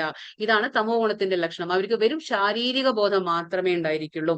ആ ശാരീരിക ബോധം കഴിവുണ്ടെങ്കിലും പണിയെടുക്കില്ല. ആ നിദ്ര അലസത ഉണ്ടായിരിക്കും ഒരുപാട്. ഇതാണ് തമോ ഗുണത്തിന്റെ ലക്ഷണങ്ങൾ. അപ്പോ ഇങ്ങനെ ചെയ്യുമ്പോൾ എന്താണ് ഇവർക്ക് ഒട്ടും ജ്ഞാനമാർഗത്തിൽ പുരോഗമിക്കാൻ സാധ്യതയില്ല. അങ്ങനെയാണ്. കാരണം ആ രീതിയിലാണ് തമോ ഗുണത്തിന്റെ ലക്ഷണങ്ങൾ. ഇതിപ്പോ എന്താണ് ആഹാര രീതി. ഓരോ ഗുണത്തിൽ ഓരോരുത്തരും എങ്ങനെയുള്ള ആഹാരങ്ങളാണ് ഇഷ്ടപ്പെടുക. സത്വഗുണത്തിലുള്ള ആൾക്കാർ എങ്ങനെയാണ്, രജോ ഗുണത്തിലുള്ള ആൾക്കാർ എങ്ങനെയാണ്, തമോ ഗുണത്തിലുള്ള ആൾക്കാർ എങ്ങനെയാണ് ആഹാരങ്ങളൊക്കെ ഇഷ്ടപ്പെടാതെ വേറൊരു അധ്യായം തന്നെ വരുന്നുണ്ട്. 17-ാം അധ്യായത്തിൽ നമുക്ക് കൂടുതൽ ഇതിനെക്കുറിച്ച് മനസ്സിലാക്കാൻ പറ്റും. പിന്നെ ഈ 3 ഗുണങ്ങൾക്കുള്ള ഉദാഹരണമാണ് ഇവിടെ. 3 ഗുണങ്ങൾക്ക് എന്താണ് അരയന്നം. ആദ്യം എന്താണ് അരയന്നം. അരയന്നം എന്താണ് ശുദ്ധജലത്തിൽ എപ്പോഴും ഇരിക്കാൻ ആഗ്രഹിക്കുന്ന ഒരു ഇതാണ്. അപ്പൊ അരയന്നം എന്ന് പറയുമ്പോൾ എന്താണ് അത് സത്വഗുണത്തിനുള്ള ഉദാഹരണമാണ്. പിന്നെ നെക്സ്റ്റ് തേനീച്ച. തേനീച്ച എന്തിനുള്ള ഉദാഹരണമാണ്? തേനീച്ച രജോ ഗുണത്തിന്. കാരണം എന്താണ് രജോ ഗുണത്തിന്റെ സ്വഭാവം നമ്മൾ പറഞ്ഞു, തൃഷ്ണ ആധിക്യം. എന്താണ് നമുക്ക് ഒരുപാട് ആഗ്രഹം, ഇനിയും ഇനിയും എന്നുള്ള ആഗ്രഹം ഉണ്ടായിരിക്കും അവിടെ അല്ലെ. അപ്പൊ ശേഖരിച്ച് വെക്കുന്ന ഒരു സ്വഭാവം ഉണ്ടായിരിക്കും നമുക്ക്. ഇപ്പൊ ഇവിടെ ഈ തേനീച്ച എന്ന് പറഞ്ഞാൽ അത് തേന് ഇങ്ങനെ ശേഖരിച്ച് വെക്കും. അതിന് ആ ജോലിയാണത്. അതിൽ വളരെയധികം താല്പര്യമുള്ള ഏതാണ് തേനീച്ച. പക്ഷേ ഇത് നമ്മൾ മനസ്സിലാക്കണം. അതായത് ആ തേനീച്ച എങ്ങനെ അത് ശേഖരിച്ച് വെച്ച് അത് മറ്റുള്ളവർ എടുത്തുകൊണ്ട് പോലെ. അപ്പൊ അതേപോലെ മനുഷ്യന്മാർക്ക് എന്താണ് ആഗ്രഹം, അത്യാഗ്രഹം. അതായത് എത്ര കൂട്ടി വെച്ചാലും മതി വരില്ല. ഇപ്പൊ നമ്മൾ ഉദാഹരണത്തിന് നമ്മൾ ഒരു റോഡ് സൈഡിൽ നമ്മളിപ്പോ ഒരു സാധനങ്ങൾ എന്തെങ്കിലുമൊക്കെ കൊണ്ടുവച്ചാൽ, അല്ലെങ്കിൽ ഒരു ചാക്ക് അരി കൊണ്ടുപോയി വെച്ചാല്, അല്ലെങ്കിൽ എന്തെങ്കിലും സാധനങ്ങളൊക്കെ കൊണ്ടുപോയി വെക്കുമ്പോൾ എന്താ സംഭവിക്കുക? അവിടെ പക്ഷി മൃഗാദികൾ വരും. വന്ന് എന്ത് ചെയ്യും? അവർക്ക് ആവശ്യമുള്ളത്ര അവര് കഴിച്ച് അവര് പോകും. പക്ഷെ അവിടെ ഇപ്പൊ ഒരു മനുഷ്യനാണ് അത് കാണുന്നതെങ്കിൽ ഉടനടി അവൻ എന്ത് ചെയ്യും? അതൊക്കെ എടുത്തുകൊണ്ട് പോകും. അത് അവൻ ആവശ്യമുള്ളതല്ല അവൻ ഉപയോഗിക്കുക, ആ മൊത്തത്തിലെല്ലാം എടുത്തുകൊണ്ടുപോയി വീട്ടിലേക്ക് വെക്കും. കാരണം എന്താണ്? ആ ഒരു നേച്ചർ, അതായത് എന്താണ് ആ രജോ ഗുണത്തിലാണ് ശേഖരിച്ച് വെക്കുന്ന സ്വഭാവം. എനിക്ക് നാളെ എന്റെ തലമുറകൾക്ക്, ഭാവിയിൽ വരുന്ന തലമുറകൾക്ക് ആയിക്കോട്ടെ, അങ്ങനെ മീൻസ് ആ ഒരു ചിന്താഗതി, അതായത് ശേഖരിച്ച് വെക്കുന്ന സ്വഭാവം എന്താണ് രജോ ഗുണത്തിന്റെ ഒരു മെയിൻ ക്യാരക്ടറിസ്റ്റിക് എന്ന് പറയുന്നത് നമ്മൾ. അതാണ് ഈ രജോ ഗുണത്തില്. കാക്ക എന്ന് പറയുമ്പോൾ എന്താണ് അത് തമോ ഗുണത്തിന് റെപ്രസെന്റ് ചെയ്യാണ്. തമോ ഗുണം എന്ന് പറഞ്ഞാൽ വൃത്തിഹീനമായ സ്ഥലത്ത് ഇരിക്കാനാണ് ആഗ്രഹിക്കുക. ഏതാണ് കാക്കകൾ യൂഷ്വലി നമ്മൾ കാണുക എവിടെയാണ്? വൃത്തിഹീനമായ ഫിൽഡി ഏരിയ എന്ന് പറയും നമ്മൾ. അപ്പൊ അങ്ങനെ ഫിൽഡി ഏരിയയിൽ വൃത്തിഹീനമായിട്ടുള്ള സ്ഥലത്ത് കാണുന്നതാണ് ഈ കാക്ക. അപ്പൊ ഇത് 3 എന്താ പറയാ, കാക്ക, തമോ ഗുണം, തേനീച്ച രജോ ഗുണം, പിന്നെ അരയന്നം സത്വഗുണം. ഇതാണ് സൂചിപ്പിക്കുന്നത്. ഇനി ഇപ്പൊ വീണ്ടും എന്താ ഭഗവാൻ പറയുന്നത്? ഇവിടെ പറയുന്നു ഓരോ ഗുണത്തിലുള്ളവർ എങ്ങനെയാണ് അവർ ബന്ധിക്കുന്നത്. ഇപ്പോ സത്വഗുണം എങ്ങനെയാണ് ഒരാളെ ബന്ധിപ്പിക്കുന്നത്? അതായത് സത്വം സുഖേ സഞ്ജയതി രജകർമ്മണി ഭാരത ജ്ഞാനമാവൃത്യത്തെ തൂതമഹ പ്രമാദേ സഞ്ജയത്യുത പറയുന്നു. അല്ലയോ ഭാരതപുത്ര, സത്വഗുണം ഒരാളെ സുഖം കൊണ്ട് ബന്ധിക്കുമ്പോൾ. അപ്പൊ നമ്മൾ പറഞ്ഞു സത്വഗുണത്തിൽ ഇരിക്കുമ്പോൾ നമുക്ക് എന്താ കുഴപ്പം വരുന്നത്? നമുക്കൊരു പ്രശ്നം എന്താന്ന് വെച്ചാൽ നമുക്ക് ജ്ഞാനമുണ്ട്, അവിടെ സുഖമുണ്ട്. പക്ഷെ നമുക്ക് ഈ ജ്ഞാനവും സുഖവും നമ്മളെ ബന്ധിക്കുകയാണ് ഏത്? സത്വഗുണത്തിൽ. അപ്പൊ എന്താ അവിടെ പറയുന്നത്? സത്വഗുണം ഒരാളെ സുഖം കൊണ്ട് ബന്ധിക്കുമ്പോൾ രജോ ഗുണം എങ്ങനെയാണ്? കാമ്യ കർമ്മങ്ങൾ കൊണ്ട്. കാരണം എന്താണ്? നമുക്കിവിടെ കർമ്മം ചെയ്യുന്നു, കർമ്മത്തിന്റെ ഫലം എനിക്ക് വേണം, അതാണ് നമ്മുടെ ആഗ്രഹം. അപ്പൊ അതുകൊണ്ട് നമ്മളെ അത് ബന്ധിക്കുകയാണ്. പിന്നെ മൂന്നാമത്തെ എന്താണ്? തമോ ഗുണം. തമോ ഗുണത്തിൽ എന്താണ്? ജ്ഞാനത്തെ ആവരണം ചെയ്യുന്ന, അതായത് ഇവിടെ ജ്ഞാനം ഇല്ല, ഒട്ടും ജ്ഞാനം ഉണ്ടായിരിക്കില്ല, അജ്ഞാനജന്യമാണ് തമോ ഗുണം. അതുകൊണ്ട് ഇവിടെ എന്താണ്? ജ്ഞാനത്തെ ആവരണം ചെയ്തിരിക്കുകയാണ്. തമോ ഗുണമാകട്ടെ ഇവിടെ എന്താ ചെയ്യുക? ഉന്മാദം കൊണ്ട് ഒരാളെ ബന്ധിക്കുകയാണ്. ഇവിടെ എന്താണ്? തമോ ഗുണം ഉന്മാദം കൊണ്ട് മതിമറന്ന് പ്രവർത്തിക്കും. അതാണ് ഇവിടെ ബുദ്ധിഭ്രമം. ഉന്മാദം എന്ന് പറഞ്ഞാൽ ബുദ്ധിഭ്രമം. അങ്ങനെ തമോ ഗുണത്തിൽ നമ്മൾ ബന്ധിക്കപ്പെടാണ്. ഇപ്പൊ ഇവിടെ ഭഗവാൻ പറയുന്നു വീണ്ടും അടുത്ത ശ്ലോകത്തിൽ എന്താ പറയുന്നത്? രജസ്തമശ്ചാഭിഭൂയ സത്വം ഭവതി ഭാരത രജസത്വം തമശ്ചൈവ തമഃ സത്വം രജസ്തഥാ. ഇപ്പൊ 3 ഗുണങ്ങളുടെ മത്സരത്തെ കുറിച്ച് പറയാണ് ഭഗവാൻ. അതായത് അല്ലയോ ഭാരത, ചിലപ്പോൾ സത്വഗുണം രജസ്തമോ ഗുണങ്ങളെ തോൽപ്പിച്ചുകൊണ്ട് മുന്നേറും. അപ്പൊ എന്താണ്? നമ്മൾ ചിലപ്പോൾ സത്വഗുണത്തിൽ ഇരിക്കുമ്പോ എന്താണ്? അപ്പൊ നമുക്ക് രജോ ഗുണം ഉണ്ടായിരിക്കില്ല, തമോ ഗുണം ഉണ്ടായിരിക്കില്ല, നമ്മൾ സത്വഗുണത്തിലായിരിക്കും. അപ്പൊ എന്താണ്? അപ്പൊ രജസ് തമോ ഗുണങ്ങളെ തോൽപ്പിച്ചുകൊണ്ട് സത്വഗുണം മുന്നേറും. ചിലപ്പോഴെന്താ സംഭവിക്കുക? രജോ ഗുണം എന്ത് ചെയ്യും? സത്വഗുണത്തെയും തമോ ഗുണത്തെയും കീഴടക്കുന്നു. ചിലപ്പോ നമുക്ക് രജോ ഗുണമാണ് മുന്നിട്ട് നിൽക്കുന്നെങ്കിൽ അപ്പോ തമോ ഗുണവും സത്വഗുണവും തോൽക്കപ്പെടും. പിന്നെ ചിലപ്പോൾ എന്താണ് തമസ്, തമോ ഗുണമാണ് മുന്നിട്ട് നിൽക്കുന്നെങ്കിൽ ഈ വിധത്തിൽ എപ്പോഴും ആധിപത്യത്തിനുള്ള മത്സരം നിലനിൽക്കുന്നു. അപ്പൊ എന്താണ്, ഒരു കോമ്പറ്റീഷൻ നമ്മൾ പറയില്ലേ, ഈ 3 ഗുണം തമ്മിൽ മത്സരമാണ്, മത്സരം പോലെയാണ്, ഞാൻ മുന്നിൽ എന്ന്. അപ്പൊ നമുക്കത് മനസ്സിലാക്കണം. ചിലപ്പോ നമുക്ക് സത്വഗുണത്തിൽ ഉണ്ടാവും, സത്വഗുണം എന്ന് പറയുന്നത് നമുക്ക് അവിടെ ജ്ഞാനം ഉണ്ടായിരിക്കും. പക്ഷെ ചില സമയത്ത് നമ്മൾ തമോ ഗുണത്തിലാവുമ്പോ അപ്പൊ ആ ജ്ഞാനത്തെ ആവരണം ചെയ്യാണ്, തമോ ഗുണത്തിൽ നമ്മളാവുമ്പോ ജ്ഞാനത്തെ ആവരണം ചെയ്യാണ്. അപ്പൊ ഈ മത്സരം ഇങ്ങനെ നടന്നുകൊണ്ടേയിരിക്കും. അതാണ് ഇവിടെ കാണുന്നത്, കണ്ടില്ലേ? അവിടെ എന്താ സംഭവിക്കുന്നത്? 3 പിടിച്ചു വലിക്കാണ് അല്ലെ, സത്വഗുണം. ഒരു ആത്മാവിനെ, സെൻട്രൽ ഇപ്പൊ ഉള്ളത് ഒരു ആത്മാവാണ്, ഒരു ആത്മാവിനെ എന്താ പറയാ, ചില സമയത്ത് സത്വഗുണം പിടിച്ചു വലിക്കുന്നു, അപ്പൊ സത്വഗുണം മുന്നിട്ട് നിൽക്കും. ചില സമയത്ത് എന്താണ്, തമോ ഗുണം വലിക്കും, ചില സമയത്ത് രജോ ഗുണം വലിക്കും. അപ്പൊ ഒരു ആത്മാവിനെ ഏത് ഗുണത്തിലാണ് ആ വലി കൂടുതൽ, അപ്പൊ ആത്മാവിന്റെ ഇൻട്രസ്റ്റ്, ആസക്തി ഏത് ഗുണത്തിലാണോ അപ്പൊ ആത്മാവ് ആ വഴിക്ക് പോകും. അപ്പൊ അങ്ങനെയാണ് ആത്മാവ് ഓരോ ഗുണത്തിൽ ഇങ്ങനെ മാറി നിൽക്കുന്നത്. പക്ഷെ നമ്മൾ ഏത് ഗുണത്തിൽ ഇങ്ങനെ മാറി നിൽക്കുന്നതുകൊണ്ട് എന്താവും, നമുക്കതിന്റെ ഓരോ കർമ്മങ്ങൾ ചെയ്യും, ആ ഓരോ കർമ്മത്തിന് പ്രവർത്തനങ്ങളുണ്ട്. അപ്പൊ നമ്മൾ വീണ്ടും അതിന്റെ ഫലങ്ങൾ അനുഭവിക്കാനായിട്ട് വരുന്നുണ്ട്. അപ്പൊ നമ്മളിപ്പോ ഇന്ന് ഇവിടെ ഇരിക്കുന്നുണ്ടെങ്കിൽ കഴിഞ്ഞ ജന്മത്തിൽ മുൻ ജന്മങ്ങളിലൊക്കെ നമ്മൾ ചെയ്ത കർമ്മങ്ങളുടെ ഫലങ്ങൾ അനുഭവിക്കുകയാണ് ഇവിടെ ഇരിക്കുന്നത് നമ്മൾ. അപ്പൊ അതിന് നല്ല ഫലങ്ങൾ ഉണ്ടെങ്കിൽ നല്ലത് അനുഭവിക്കുന്നു, നമ്മൾ ഒരുപാട് ചീത്ത കർമ്മങ്ങൾ ചെയ്തിട്ടുണ്ടെങ്കിൽ അതിന്റെയും കിട്ടുന്നുണ്ട്. അപ്പൊ നമുക്ക് സുഖവും വരുന്നുണ്ട്, ഇടയ്ക്കിടയ്ക്ക് ദുഃഖവും വരുന്നുണ്ട്. പക്ഷെ നമ്മൾ ബന്ധിക്കപ്പെട്ടിട്ടുണ്ട് അവിടെ. അപ്പൊ നമുക്ക് എന്താ ചെയ്യേണ്ടത്, സത്വത്തിൽ കഴിയുന്നതും നമ്മൾ സത്വത്തിൽ നിൽക്കണം. അപ്പൊ എന്താണ്, നമുക്ക് മുകളിലേക്ക് വിശുദ്ധ സത്വത്തിലേക്ക് കയറാൻ പറ്റും. ഇവിടെ എന്താ പറഞ്ഞു നോക്കാം, ആർക്കും പരിശീലനം കൊണ്ട്, അതാണ് പറയുന്നത് 3 ഗുണങ്ങളുടെ മത്സരം എപ്പോഴും ഉണ്ടായിരിക്കും, അതായത് കോമ്പറ്റീഷൻ ഉണ്ടാവും. അപ്പൊ നമ്മൾ എന്താ ചെയ്യേണ്ടത്, ആർക്കും പരിശീലനം കൊണ്ട്, ഭഗവാൻ എപ്പോഴും പറയില്ലേ മനസ്സിനെ നിയന്ത്രിക്കാൻ എളുപ്പമല്ല, പക്ഷെ നമുക്ക് യുക്തമായ പരിശീലനം കൊണ്ടും സാധിക്കും. അപ്പൊ പരിശീലനം, പക്ഷെ അത് എങ്ങനെ ഉണ്ടായിരിക്കണം, നിരന്തരമായിരിക്കണം. ഇന്ന് ചെയ്തു നാളെ ഇല്ല, അങ്ങനെയല്ല, നിരന്തരം ചെയ്യുമ്പോൾ അത് നമുക്കൊരു ഹാബിറ്റായി മാറും അല്ലെ. നമ്മൾ എന്ത് പ്രാക്ടീസ് ചെയ്യുന്നോ ആ കാര്യം നമുക്കൊരു ശീലമായി തീരും. ആ ശീലമാകുമ്പോഴാണ് അത് നമ്മളെ ആ വഴിയിലേക്ക് നമ്മളെ കൊണ്ടുപോകുക. അപ്പൊ നമ്മൾ എന്തിപ്പോ ഭഗവത്ഗീത വായിക്കുന്നു, അത് നിരന്തരം ഒരു ശീലമാക്കി വെക്കുക. ഭഗവാനെ സേവിക്കുന്നു, നിരന്തരം ശീലമാക്കി വെക്കുക. ഭഗവാന്റെ കാര്യങ്ങൾ കേൾക്കുന്നു, എന്നും കേൾക്കുക. അപ്പൊ എന്താണ്, അതൊരു നമ്മുടെ ചെവി എന്നുള്ള ഇന്ദ്രിയത്തെ നമ്മൾ ശുദ്ധീകരിക്കുകയാണ് ചെയ്യുന്നത്. അപ്പൊ അങ്ങനെയാണ് ചെയ്യേണ്ടത്.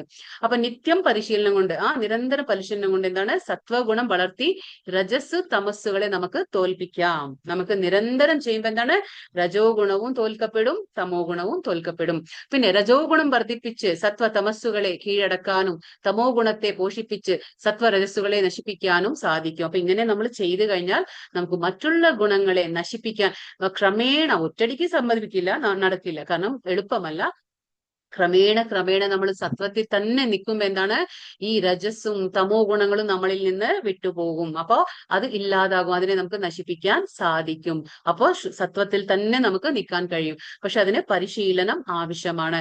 ഇങ്ങനെ ഭൗതിക പ്രകൃതിക്ക് 3 ഗുണങ്ങൾ ഉണ്ടെങ്കിലും സ്ഥിര നിശ്ചയമുള്ളവർക്ക്, അപ്പൊ എപ്പോഴും ഒന്ന് മനസ്സിലാക്കണം, നമുക്ക് എന്താണ് വേണ്ടത്, ഏതൊരു ദൗത്യം നമ്മൾ സ്വീകരിക്കുമ്പോഴും ജീവിതത്തിൽ നമുക്കൊരു ഒരു ദൃഢനിശ്ചയം ഉണ്ടായിരിക്കണം. ഭഗവാൻ എപ്പോഴും നിശ്ചയദാർഢ്യത്തോടെ, അതേപോലെ ഭഗവാന്റെ ഭക്തിയുത സേവനം എളുപ്പമല്ല. എങ്ങനെ, നമുക്ക് ആ നിശ്ചയദാർഢ്യമില്ലെങ്കിൽ അത് ആ സേവനത്തിൽ മുന്നോട്ട് പോകാൻ കഴിയില്ല.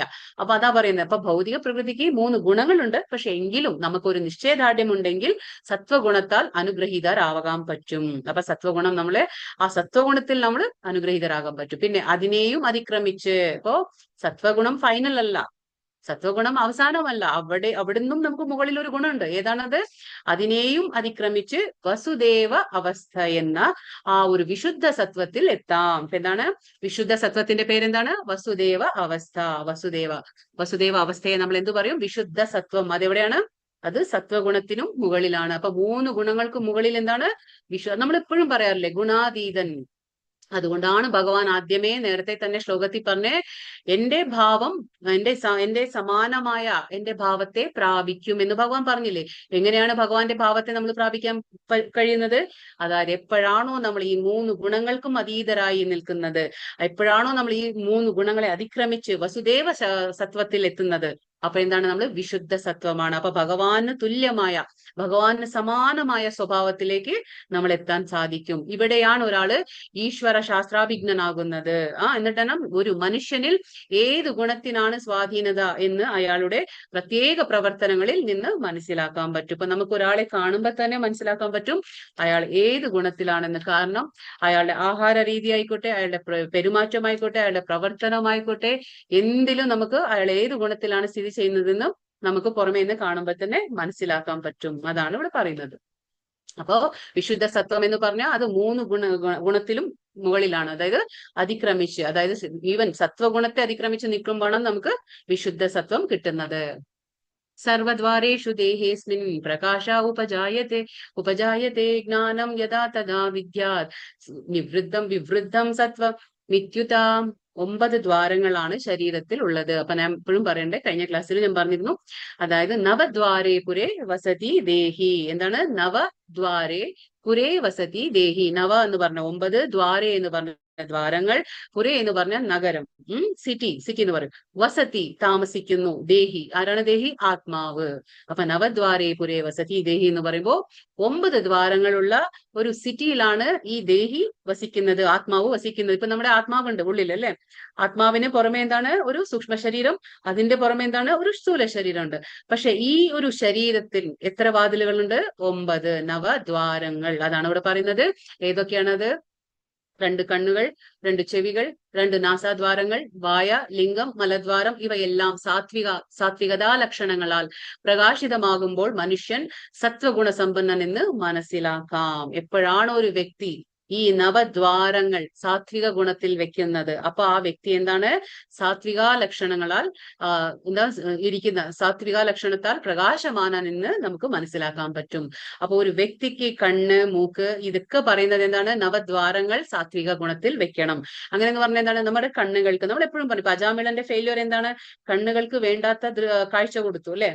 അങ്ങനെയാണ് അജാമിളന്റെ പതനം ഉണ്ടായത്. അപ്പൊ അതേപോലെ ചെവികൾക്കായാലും ഇപ്പൊ നമ്മൾ 5 ഇന്ദ്രിയ വിഷയങ്ങള്, 5 ഇന്ദ്രിയങ്ങൾ എങ്ങനെയാണ് നമ്മളെ അധപതനത്തിലേക്ക് നമ്മളെ കൊണ്ടുപോകുന്നത്, ദുരിതത്തിലേക്ക് നമ്മളെ എത്തിക്കുന്നത് നമുക്കറിയാം. അപ്പൊ അതുകൊണ്ട് കഴിവതും നമ്മൾ എന്ത് ചെയ്യണം? നമ്മൾ ഇതൊക്കെ മനസ്സിലാക്കിക്കൊണ്ട് നമ്മുടെ കണ്ണുകൾക്ക് വേണ്ടുന്നത് കാഴ്ചകൾ കൊടുക്കുക. അതെന്താണ്? ഭഗവാന്റെ ദർശനം. നമ്മുടെ കണ്ണുകൾക്ക് എന്താണ്? കണ്ണുകൾ കൊണ്ട് കാണുന്നത്, ആ കണ്ണിന്റെ ആ തന്മാത്ര അല്ലെങ്കിൽ കണ്ണിന്റെ ആ ഒരു വിഷയം, ഇന്ദ്രിയ വിഷയം എന്താണ്? കാഴ്ച അല്ലെ, രൂപം. അപ്പൊ ആ കാഴ്ച രൂപം എന്താണ് കൊടുക്കേണ്ടത്? കണ്ണിന് ഭഗവാന്റെ രൂപം ദർശിക്കുക, ഭഗവാന്റെ അമ്പലത്തിലേക്ക് പോവുക, നല്ല നല്ല ആൾക്കാരെ കാണുക, ഭഗവാന്റെ പുസ്തകങ്ങൾ വായിക്കുക. ഇതൊക്കെയല്ലേ നമ്മുടെ കണ്ണുകൾ കൊണ്ട് നമ്മൾ ചെയ്യാൻ പറ്റുന്നത്. സോ അങ്ങനെ ചെയ്യുമ്പോൾ എന്താണ്? അത് സത്വഗുണത്തിൽ പ്രകാശമാനമാകുന്നു. അതേപോലെ ചെവികൾ കൊണ്ട് എന്താണ്? വേണ്ടാത്ത കാര്യങ്ങൾ നമുക്ക് കേൾക്കേണ്ട ആവശ്യമില്ല.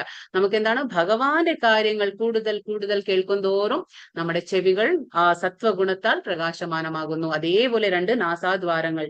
അപ്പൊ നാസാദ്വാരങ്ങൾ എന്താണ്? ഭഗവാന് സമർപ്പിച്ച തുളസി ഇലയോ അല്ലെങ്കിൽ ഭഗവാന് സമർപ്പിച്ച ആ പുഷ്പങ്ങളെ, അതിനെ ഘ്രാണ എന്ന് നമ്മൾ ഘ്രാണേന്ദ്രിയ എന്ന് പറയും. മൂക്കിന് എന്താണ്? നമ്മൾ ഘ്രാണേന്ദ്രിയ. അപ്പോ ആ ഗന്ധം അനുഭവിക്കുക, ഭഗവാന് സമർപ്പിച്ച ആ തുളസി ഇല പുഷ്പങ്ങളുടെ ഗന്ധം അനുഭവിക്കുക. ഇതുപോലെ നമ്മൾ ഓരോ ദ്വാരങ്ങളും നമ്മൾ ചെയ്യുമ്പോൾ എന്താണ്? സത്വഗുണത്താൽ അത് പ്രകാശമാനമാകുന്നു. അത് നമ്മൾ മനസ്സിലാക്കണം. അപ്പൊ സത്വഗുണത്തിൽ വെക്കണം നമ്മുടെ ഈ ദ്വാരങ്ങളെ, നവദ്വാരം. കാരണം ഉള്ളിൽ ആരാ വസിക്കുന്നത്? ദേഹി, ആത്മാവുണ്ട്. അപ്പൊ സത്വഗുണ സമ്പന്നൻ എന്ന് മനസ്സിലാക്കാം. അത്തരക്കാർ കാര്യങ്ങളെ ശരിയായ നിലയിൽ കാണുകയും കേൾക്കുകയും അനുഭവിക്കുകയും ചെയ്യുന്നു. അപ്പോ കാണുന്നു നമ്മൾ, അങ്ങനെയുള്ള നമ്മൾ സത്വഗുണത്തിൽ സ്ഥിതി ചെയ്യുമ്പോൾ എന്താണ്? നല്ല രീതിയിൽ നമ്മൾ കാണുന്നു, നല്ല രീതിയിൽ നമ്മൾ ശരിയായ നിലയിൽ തന്നെ നമ്മൾ കേൾക്കുന്നു, അനുഭവിക്കുന്നു. ഇതാണ് നമ്മുടെ ആ നവദ്വാരങ്ങളിലും നമ്മൾ ഓരോന്നും ഭഗവാന് വേണ്ടിയിട്ട് സേവനങ്ങൾ അനുഷ്ഠിക്കുമ്പോൾ എന്താണ്? ആ ദ്വാരങ്ങൾ ഓട്ടോമാറ്റിക് ആയിട്ട് അത് നല്ല ഒരു എന്താ പറയാ സത്വഗുണത്താൽ ആവുകയാണ് ചെയ്യുന്നത്.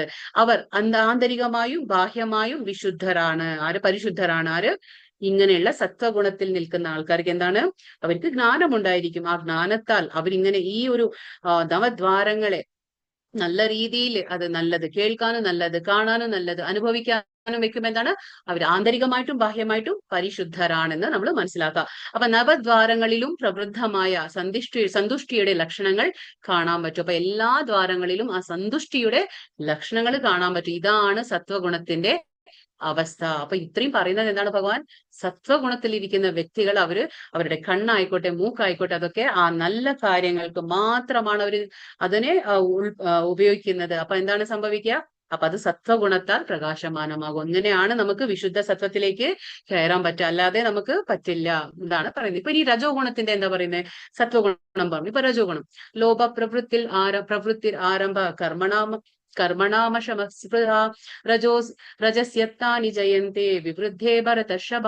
ഹേ ഭാരതശ്രേഷ്ഠ, രജോ ഗുണം വർദ്ധിക്കുമ്പോൾ എന്താ സംഭവിക്കുന്നത്? അതിയായ ആസക്തി. നമുക്കറിയാതെ എത്ര നമ്മൾ പണം ഉണ്ടാക്കിയാലും വീണ്ടും വീണ്ടും മതി വരാത്തൊരു ആഗ്രഹം, വീണ്ടും വീണ്ടും പണത്തെ വാരിക്കൂട്ടാനും അത് വീണ്ടും എന്റെ കുഞ്ഞിനെ സംബന്ധിച്ച് എന്താ, നമ്മുടെ കുട്ടികളെ ഇനി നല്ലത് വീട് ഒന്ന് വാങ്ങിയാൽ ഇനി പോരാ, ഇനി മറ്റൊന്ന്, രണ്ടാമത്തെ വീട്, രണ്ടാമത്തെ കാർ, ഇങ്ങനെ ആഗ്രഹങ്ങൾക്കൊരു അവസാനമില്ല. ഫലോദിഷ്ടമായ പ്രവർത്തനം എന്നുണ്ടായിരിക്കും.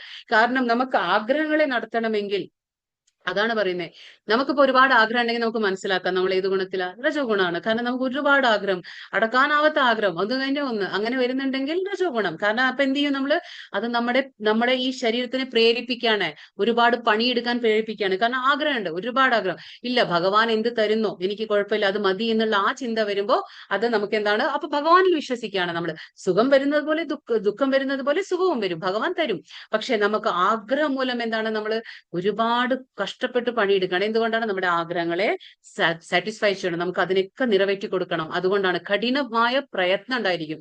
കാരണം നമുക്ക് ഒരുപാട് ആഗ്രഹമുണ്ട്, അതൊക്കെ നടത്തണമെങ്കിൽ നമ്മുടെ കയ്യിൽ പണം വേണം. അപ്പൊ ആ പണം വേണമെങ്കിൽ നമ്മൾ എന്ത് ചെയ്യും? ഒരുപാട് അധ്വാനിക്കും, നമ്മൾ കഠിനമായ പ്രയത്നം നടത്തും. പിന്നെ എന്താണ്? അടക്കാനാവാത്ത ആഗ്രഹം. അതാണ് പറയുന്നത്. എന്താ പറയാ, എത്ര കിട്ടിയാലും മതി വരാത്ത ആൾക്കാരാണ് അല്ലെ. നമുക്കൊരു ഭക്ഷണം കൊടുക്കുമ്പോ നമ്മൾ വയറ് നിറയും പെട്ടെന്ന് അല്ലെ. നമുക്ക് പറയും, ഭക്ഷണം കഴിക്കുമ്പോ നമ്മൾ പറയും മതി മതി എന്ന്. പക്ഷെ എന്താ പറയാ, പണത്തെ വാരി കൂട്ടുമ്പോൾ നമുക്ക് ഒരിക്കലും മതി വരില്ല. അതിന് മതി എന്നുള്ള ആ സ്വഭാവം ഇല്ല നമുക്ക്. അതാണ് പറയുന്നത് ഇവിടെ. അതാണ് പറയുന്നത്, ആഗ്രഹം, അങ്ങനെ അടക്കാനാവാത്ത ആഗ്രഹം, മോഹാവേശം എന്നീ ലക്ഷണങ്ങൾ ഉണ്ടാകുന്നു. മോഹാവേശം എന്ന് പറഞ്ഞാൽ ആഗ്രഹത്താൽ നമ്മൾ കീഴടക്കപ്പെടാണ്, നമ്മൾ ആത്മാവ് എന്താണ്? ഈ ആഗ്രഹം മൂലം. അപ്പൊ അഭിനിവേശം എന്ന് പറയും. മോഹാവേശം എന്ന് പറഞ്ഞാൽ അഭിനിവേശം, അല്ലെങ്കിൽ നമ്മൾ ആഗ്രഹം നമ്മളെ കീഴടക്കാണ്, അതാണ് സംഭവിക്കുന്നത്. പിന്നെ തമോ ഗുണത്തെ കുറിച്ച് പറയാണ്. അപ്രകാശോ പ്രവൃത്തിശ്ച പ്രമാദോ മോഹ ഏവച താമസ്യേതാനി ജായന്തേ വിവൃദ്ധേ കുരുനന്ദന. തമോ ഗുണം വളരുമ്പോൾ എന്താ സംഭവിക്കുക? തേജസ്സില്ലായ്മ. എന്താണ് അവിടെ? തമോ ഗുണം വളരുമ്പോൾ തേജസ് ഉണ്ടായിരിക്കില്ല. അവിടെ തേജസ് ഉണ്ടായിരിക്കില്ല എന്ന് പറയുമ്പോൾ നമുക്ക് എന്താണ്? ജ്ഞാനമില്ല എന്ന് മനസ്സിലാക്കാം. എവിടെ തേജസ് ഇല്ല അവിടെ ജ്ഞാനം ഉണ്ടായിരിക്കില്ല. അപ്പോ ജ്ഞാനമുള്ളിടത്ത് ഒരു തേജസ് ഉണ്ടായിരിക്കും. അപ്പൊ അകർമ്മണ്യത. എന്താണ് അകർമ്മണ്യത എന്ന് പറഞ്ഞാൽ? കഴിവുണ്ടായിരിക്കും, അധ്വാന ശേഷി ഉണ്ടായിരിക്കും, പണിയെടുക്കാനുള്ള ഒരു അധ്വാന ശേഷി ഉണ്ടായിരിക്കും അവർക്ക്. പക്ഷെ എങ്കിലും ഒരു പണിയെടുക്കില്ല. അതാണ് പറയുന്നത് കർമ്മണ്യത. പിന്നെ പ്രമാദം, നമ്മൾ നേരത്തെ തന്നെ പറഞ്ഞു പ്രമാദം. പിന്നെ വ്യാമോഹം, അതിയായ ആഗ്രഹങ്ങൾ, പക്ഷെ പണിയൊന്നും എടുക്കില്ല. ആരോഗ്യമൊക്കെ നന്നായിരിക്കും, എല്ലാ പണിയെടുക്കാനുള്ള ആവതുണ്ടായിരിക്കും, എന്താ പറയാ, ആ ശേഷി ഉണ്ടായിരിക്കും, എന്താ പറയാ, ശരീരത്തിന് ആ ഒരു കഴിവുണ്ടായിരിക്കും, ശക്തരായിരിക്കും. പക്ഷെ എങ്കിലും പണിയെടുക്കില്ല. കാരണം അലസത, അവർക്ക് അലസത ഉണ്ടായിരിക്കും. തേജസ് ഉണ്ടാവില്ല. തേജസ് എങ്ങനെ ഉണ്ടാവില്ല? കാരണം എവിടെ ജ്ഞാനമില്ല അവിടെ തേജസ് ഉണ്ടായിരിക്കില്ല, ജ്ഞാനമുള്ളിടത്ത് തേജസ് ഉണ്ടായിരിക്കും. അതാണ് ലക്ഷണം. അപ്പൊ ജ്ഞാനം ഇല്ലെങ്കിൽ തേജസ്സും ഉണ്ടായിരിക്കില്ല. അപ്പൊ അജ്ഞാനത്തിൽ നിന്ന് വരുന്ന തമോ ഗുണം എന്താ ചെയ്യുന്നത്? വ്യാമോഹിപ്പിക്കുകയാണ് ഒരാളെ. അപ്പൊ പുരോഗതിക്ക് പകരം ഇവിടെ എന്താ സംഭവിക്കുന്നത്? ഇവിടെ അധോഗതികൾ തന്നെ ഇവർക്ക് സംഭവിക്കുന്നത്. ഇവിടെതാണ് പറയുന്നത് 13-ാമത്തില് തേജസ് ഇല്ലായ്മ, തേജസ് ഇല്ലാടത്ത് ജ്ഞാനമില്ല, അകർമ്മണ്യത, അധ്വാന ശേഷി ഉണ്ടെങ്കിലും അധ്വാനിക്കുന്നില്ല അവര്. പ്രമാദം, തന്നിഷ്ടം പോലെ അവർ പ്രവർത്തിക്കും. അവർക്ക് എന്താണ്? ആരെങ്കിലും ഇപ്പൊ അവർക്ക് ഒരു നല്ല കാര്യം പറഞ്ഞ് മനസ്സിലാക്കി കൊടുക്കുകയാണ്, ഇങ്ങനെയല്ല ചെയ്യേണ്ടത്, ഇത് ഇങ്ങനെയല്ല എന്ന് പറഞ്ഞു കൊടുക്കുമ്പോഴും അവരത് കേൾക്കില്ല. കാരണം തന്നിഷ്ടം. ഈ തമോ ഗുണത്തിലുള്ളവരെന്താണ്? എപ്പോഴും തന്നിഷ്ടം പോലെ പ്രവർത്തിക്കുന്നവരാണ്. അവരെന്തെങ്കിലും ഒരു പ്രവർത്തനം ചെയ്യുമ്പോൾ അത് അവർക്ക് മാത്രമല്ല മറ്റുള്ളവർക്കും ദോഷകരമായിരിക്കും. അത് അവർക്കും ഗുണം ചെയ്യില്ല, അവർക്ക് മറ്റുള്ളവർക്കും അത് ഉപയോഗപ്പെടില്ല. അങ്ങനെയുള്ള സ്വഭാവക്കാരാണ് തമോ ഗുണികൾ. അതാണ് പറയുന്നത് വ്യാമോഹം. എപ്പോഴും എന്താണ്? ആ ഒരു എന്താ പറയാ, ഇവരുടെ ജീവിതം കർമ്മരഹിതമാണ്. കർമ്മത്തിൽ ഇവർക്ക് വലിയ താല്പര്യം ഉണ്ടാവില്ല. പക്ഷെ എന്നാൽ എല്ലാം വേണേനി, പക്ഷെ കർമ്മം ചെയ്യാൻ ഇഷ്ടമല്ല. അങ്ങനെയുള്ള അലസത, നിദ്ര, ഇങ്ങനെയുള്ള എന്താ പറയാ, തന്നിഷ്ടം പോലെ പ്രവർത്തനം, ഇതൊക്കെ തന്നെ അവരുടെ ലക്ഷണങ്ങൾ ഭഗവാൻ പറയുന്നത്. ഇനിയിപ്പോ ഓരോരുത്തരും മരിച്ചു കഴിഞ്ഞാൽ എവിടെ പോവും? ഈ ഓരോ ഗുണക്കാരും നമ്മൾ പറഞ്ഞു, ഇപ്പൊ സത്വഗുണം, രജോ ഗുണം, തമോ ഗുണം. ഓരോരുത്തരും മരിക്കുമ്പോൾ എവിടെ പോവാ? സാത്വികർ മരിക്കുമ്പോൾ ഋഷിവര്യന്മാരുടെ നിർമ്മലങ്ങളായ ഉത്കൃഷ്ട ലോകങ്ങളിൽ എത്തുന്നു. നമ്മൾ പറഞ്ഞില്ലേ, നമ്മൾ പറയില്ലേ 3 ലോകങ്ങളൊന്നും പറയുന്നില്ല. ആ 3 ലോകങ്ങൾ എന്ന് പറയുമ്പോ എന്താണ്? ഭൂമിക്ക് മുകളിലുള്ള 6 ലോകങ്ങള്, ഭൂമിക്ക് താഴെയുള്ള 7 ലോകങ്ങൾ. അപ്പൊ ഇതാണ് 3 ലോകങ്ങൾ എന്ന് നമ്മൾ പറയുന്നത്. അപ്പോ സാത്വികർ എവിടെ പോകും? ഭൂമിയിൽ നിന്ന് കർമ്മങ്ങളൊക്കെ ചെയ്ത് സത്വഗുണത്തിൽ നിന്ന്, കാരണം അവർക്ക് ജ്ഞാനമുണ്ട്, അങ്ങനെ അവരെന്ത് ചെയ്തു? നല്ല നല്ല കർമ്മങ്ങൾ ഉണ്ടായിരിക്കും, അവർ പാപത്തിൽ നിന്നും മോചിതരായിരിക്കും. അങ്ങനെ ചെയ്യുമ്പോൾ എന്താണ്? അവര് പാപം ഉണ്ടായിരിക്കില്ല, കാരണം കഴിവതും ജ്ഞാനം കൊണ്ട് അവര് നല്ല കർമ്മങ്ങളെ ചെയ്യുള്ളൂ. അങ്ങനെയുള്ളവര് അത് മുകളിൽ നമ്മൾ പറഞ്ഞില്ലേ, ഒരു ബ്രഹ്മലോകം, തപോലോക, ജനലോക, മഹർലോക എല്ലാം പറഞ്ഞു. അപ്പൊ അങ്ങനെയുള്ള ലോകങ്ങളിലേക്ക് അവരെത്തും. ഋഷിവര്യന്മാരുടെ നിർമ്മലങ്ങളായ ഉത്കൃഷ്ട ലോകങ്ങളിലേക്ക് ഗുണത്തിലുള്ളവർ എത്തും. ഇനി രജോ ഗുണത്തിലുള്ളവർ എവിടെ ഉണ്ടാവും? അവര് മരിക്കുമ്പോൾ എന്താ സംഭവിക്കുക? ഫലം ഉദ്ദേശിച്ച് കർമ്മങ്ങൾ ചെയ്യുന്നവർക്കിടയിൽ ജനിക്കും. അതായത് ഭൂമിയിൽ തന്നെ ജനിക്കും. അവരെന്താണ്? കാരണം അവർക്ക് ആഗ്രഹമുണ്ട്, മരിക്കുമ്പോഴും ആഗ്രഹം ഉണ്ടാവും. മരിക്കുമ്പോഴും ഒരുപാട് ആഗ്രഹങ്ങൾ ബാക്കി വെച്ചിട്ടാണ് അവർ മരിക്കുന്നത്. അപ്പൊ എന്താ സംഭവിക്കുക? വീണ്ടും വീണ്ടും ഭൂമിയിൽ തന്നെ ജനിക്കേണ്ടതായി വരുന്നു. ആര്? രജോ ഗുണിക്കാർ. അപ്പോ ഭൂമിയിൽ തന്നെ ഉണ്ടാവും അവര്. പിന്നെ തമോ ഗുണത്തിൽ മരിക്കുമ്പോൾ ഒരാൾ എന്താ സംഭവിക്കുക? അപ്പൊ തമോ ഗുണത്തോടെ മരിക്കുമ്പോൾ അദ്ദേഹം അവരെന്താണ്?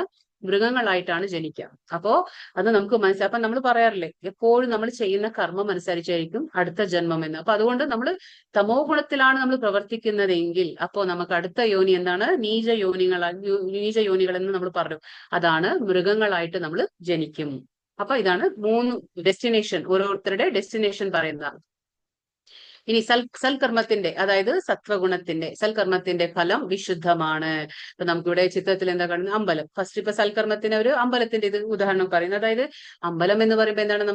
അവിടെ മനഃശാന്തി കിട്ടും, അത് എന്താ പറയുക, അറ്റ്മോസ്ഫിയർ, അവിടെ അന്തരീക്ഷം എങ്ങനെയായിരിക്കും? വളരെ ശാന്തമായിട്ടുള്ള ഒരു അന്തരീക്ഷം. അതാണ് സത്വഗുണത്തിന്റെ ഫലങ്ങൾ, അതുപോലെ ആയിരിക്കും.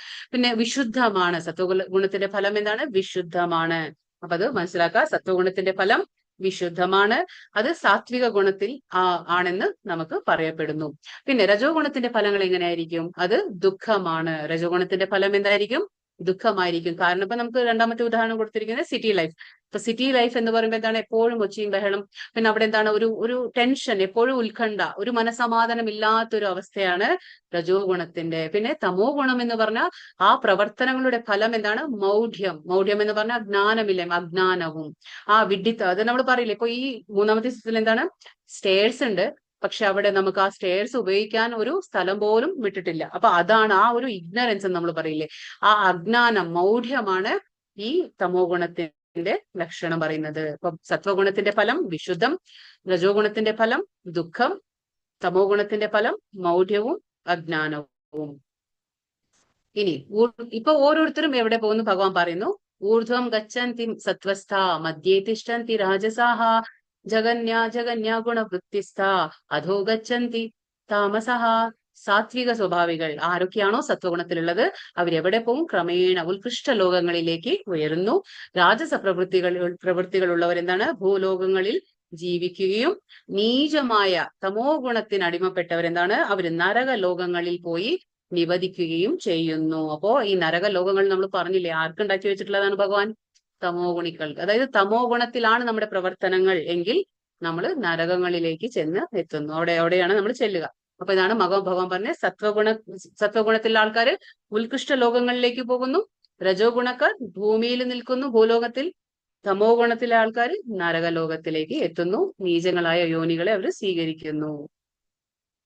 ശരീര സംബന്ധികളായ ഈ 3 ഗുണങ്ങളെയും അതിക്രമിക്കാൻ സാധിച്ചാൽ ശരീരസ്ഥനായ ജീവന് ജനനം, മരണം, വാർദ്ധക്യം മുതലായ ക്ലേശങ്ങളിൽ നിന്ന് മുക്തനായി ഈ ജീവിതത്തിൽ തന്നെ അമൃതം ആസ്വദിക്കാം. അപ്പൊ എന്താ പറയുന്നത്?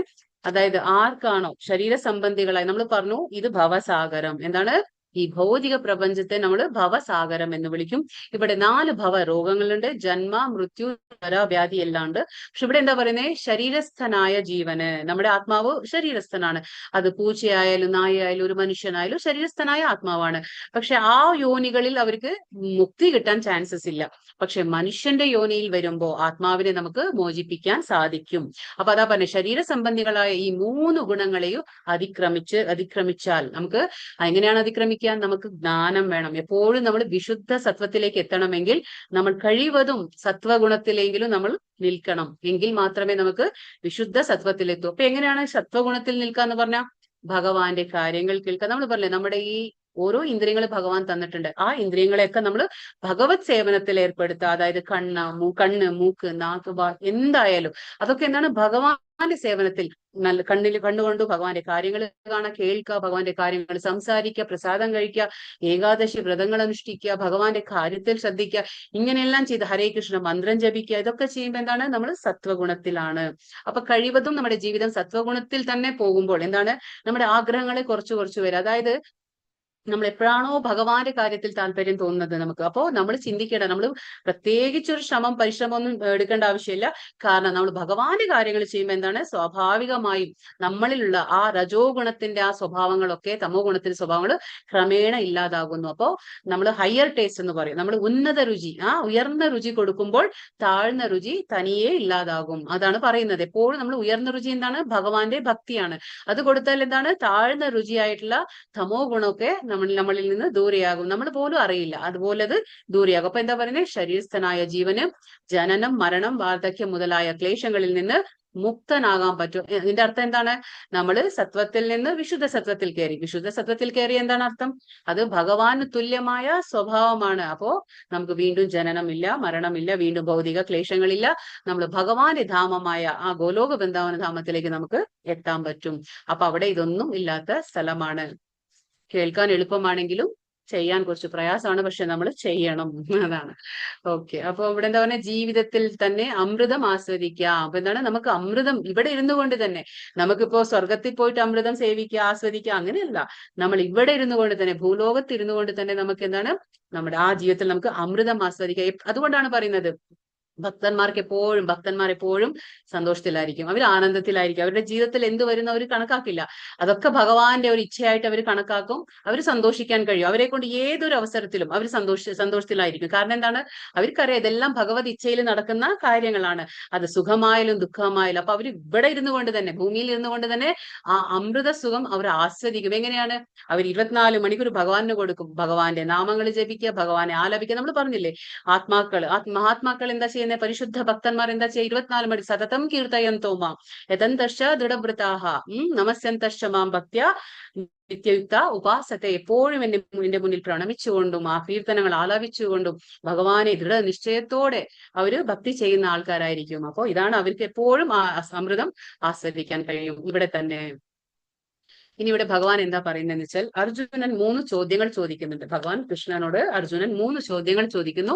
ആ 3 ചോദ്യങ്ങൾക്കുള്ള ഉത്തരമാണ് 22-ാം ശ്ലോകം തൊട്ട് 25-ാം ശ്ലോകം വരെയുള്ള ഉത്തരങ്ങളാണ്. അപ്പൊ എന്താണ് ഫസ്റ്റ് ചോദ്യം, അർജുനന്റെ ആദ്യത്തെ ചോദ്യം, ഭൗതിക പ്രകൃതിയിലെ ത്രിഗുണങ്ങളെ അതിക്രമിച്ച ഒരു വ്യക്തിയുടെ ലക്ഷണങ്ങൾ എന്തൊക്കെയാണ്. എന്താണ്, നമ്മളിപ്പോ പറഞ്ഞു ഭൗതിക പ്രകൃതിയുടെ 3 ഗുണങ്ങൾ, ഇതിനെ അതിക്രമിച്ച് അപ്പൊ നമ്മൾ വിശുദ്ധ സത്വത്തിൽ എത്തിയ ഒരു വ്യക്തിയുടെ എങ്ങനെയായിരിക്കും ലക്ഷണങ്ങളൊക്കെ എന്ന് ചോദിച്ചു, ഫസ്റ്റ് ക്വസ്റ്റ്യൻ. രണ്ടാമത്തെ ക്വസ്റ്റ്യൻ ചോദിച്ചു, അതീന്ദ്രിയ അവസ്ഥയിലുള്ള ഒരു വ്യക്തിയുടെ പെരുമാറ്റങ്ങൾ എങ്ങനെയായിരിക്കും. അപ്പോ അതീന്ദ്രിയ അവസ്ഥ എന്ന് പറഞ്ഞാൽ വിശുദ്ധ സത്വം, 3 ഗുണങ്ങൾക്കും മുകളിലുള്ള സത്വം, അങ്ങനെയുള്ള വ്യക്തിയുടെ പെരുമാറ്റം എങ്ങനെയായിരിക്കും. ഒന്ന് ഫസ്റ്റ് ചോദിച്ചു ലക്ഷണങ്ങൾ എന്തൊക്കെയാ, അദ്ദേഹത്തിന്റെ പെരുമാറ്റം എന്തൊക്കെയാ. മൂന്നാമത്തെ എന്ത് ചോദിച്ചു, ആത്മാവെന്ന നിലയിൽ ജീവൻ എങ്ങനെയാണ് അതിൽ നിന്നൊക്കെ ഒഴിഞ്ഞു നിൽക്കുന്നത്. അതായത് ആത്മാവ്, ഈ ജീവൻ എങ്ങനെയാണ് ഈ 3 ഗുണങ്ങളിൽ നിന്നും ഒഴിഞ്ഞു നിൽക്കുന്നത്. അപ്പൊ ഈ 2 ക്വസ്റ്റ്യൻസിനുള്ള ആൻസർ ആണ് ഇപ്പൊ ഭഗവാൻ പറയുന്നത്. മൂന്നാമത്തെ നമുക്ക് പിന്നെ നോക്കാം. ഇപ്പൊ ഫസ്റ്റ് 2 ക്വസ്റ്റ്യന്റെ ആൻസർ എന്തൊക്കെയാ ഭഗവാൻ പറയുന്നത്, പ്രകാശത്തിന്റെയോ ആസക്തിയുടെയോ വ്യാമോഹത്തിന്റെയോ സാന്നിധ്യത്തിൽ ആർക്ക് വെറുപ്പ് ഉണ്ടാകുന്നില്ലയോ. എന്താ പറയുന്നത്, പ്രകാശത്തിന്റെ എന്ന് പറഞ്ഞാൽ ജ്ഞാനത്താൽ ഉണ്ടാകുന്നതാണ് പ്രകാശം, അതായത് ജ്ഞാനം.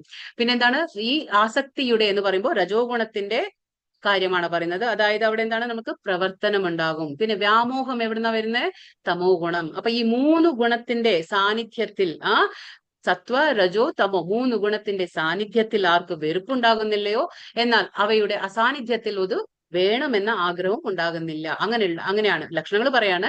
പ്രകൃതി ഗുണങ്ങൾ ഉളവാക്കുന്ന പ്രതികരണങ്ങളിൽ നിന്ന് ആര് പ്രക്ഷുബ്ധനാകാതിരിക്കുന്നുവോ, പിന്നെ പ്രകൃതി ഗുണങ്ങളാണ് പ്രവർത്തനാനിരതങ്ങളായിരിക്കുന്നതെന്ന് മനസ്സിലാക്കിക്കൊണ്ട്, കാരണം നമ്മൾ ഇന്നലെയും പറഞ്ഞു, ശരീരമല്ല ചെയ്യുന്നത്, പ്രകൃതിയുടെ 3 ഗുണങ്ങളാണ് ചെയ്യുന്നത്.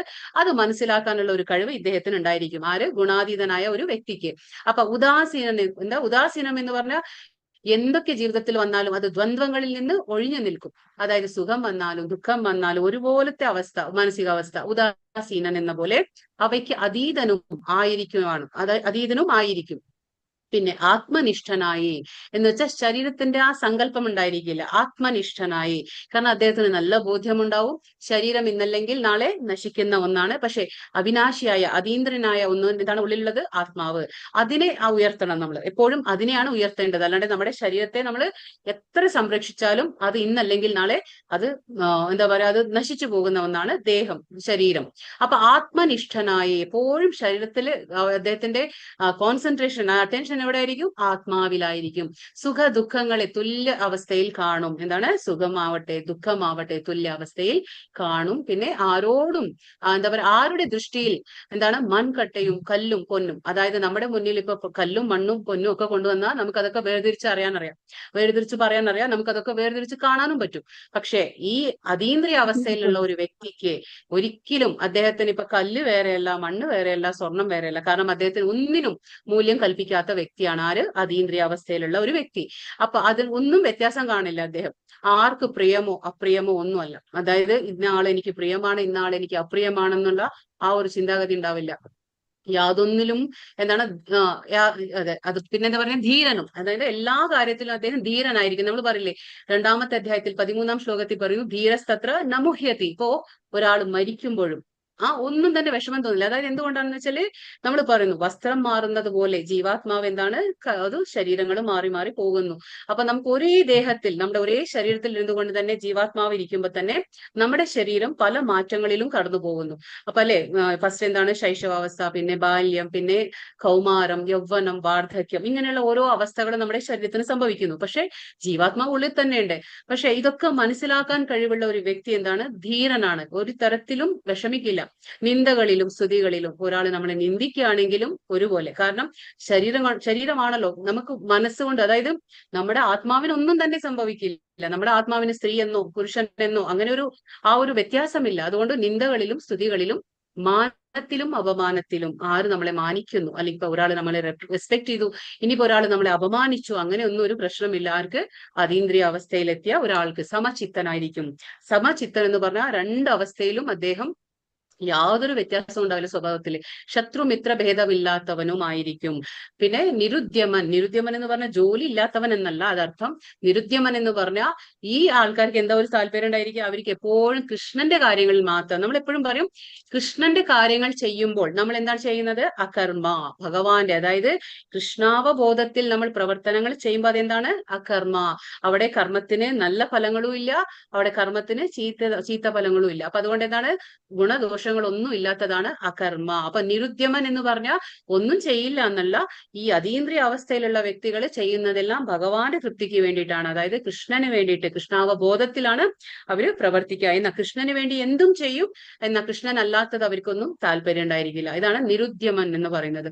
പിന്നെ ആ വ്യക്തിയെ ഗുണാതീതൻ എന്ന് നമുക്ക് പറയാം. ഇപ്പൊ ഇത് അർജുനൻ ചോദിച്ചു, ഗുണാതീതനായ വ്യക്തിയുടെ ലക്ഷണങ്ങൾ എന്തൊക്കെയാ, അദ്ദേഹത്തിന്റെ പെരുമാറ്റങ്ങൾ എങ്ങനെയാന്ന് ചോദിച്ചു. അതൊക്കെയാണ് ഇപ്പോ കൃഷ്ണൻ പറഞ്ഞു കൊടുത്തത്. ഈ 3-ാമത്തെ ചോദ്യം എന്തായിരുന്നു? 3-ാമത്തെ ചോദ്യം ചോദിച്ചു, എന്താ ചോദിച്ചത്? ആത്മാവെന്ന നിലയിൽ എങ്ങനെയാണ് ഇതിന് കഴിയുന്നത്? ഒരു വാൾക്ക് 3 ഗുണങ്ങളെ അതിക്രമിക്കാൻ എങ്ങനെയാ കഴിയുന്നത്? എങ്ങനെയാണ് അത് സാധിക്കുന്നത്? സത്വ, രജോ ഗുണ, തമോ ഗുണ, ഈ 3 ഗുണങ്ങളെ അതിക്രമിക്കാൻ എങ്ങനെയാണ് ഒരാളെ കൊണ്ട് കഴിയുന്നത്? അതിനുള്ള ഉത്തരമാണ് ഇപ്പോ ഭഗവാൻ പറയുന്നത്. 26-ാം ശ്ലോകത്തില് പറയുന്നു, മാംസയോഗ്യ വിചാരേണ ഭക്തിയോഗേന സേവത്തെ സഗുണാൻ സമതീത്യൈതാൻ ബ്രഹ്മഭൂയായ കൽപ്പത്തെ.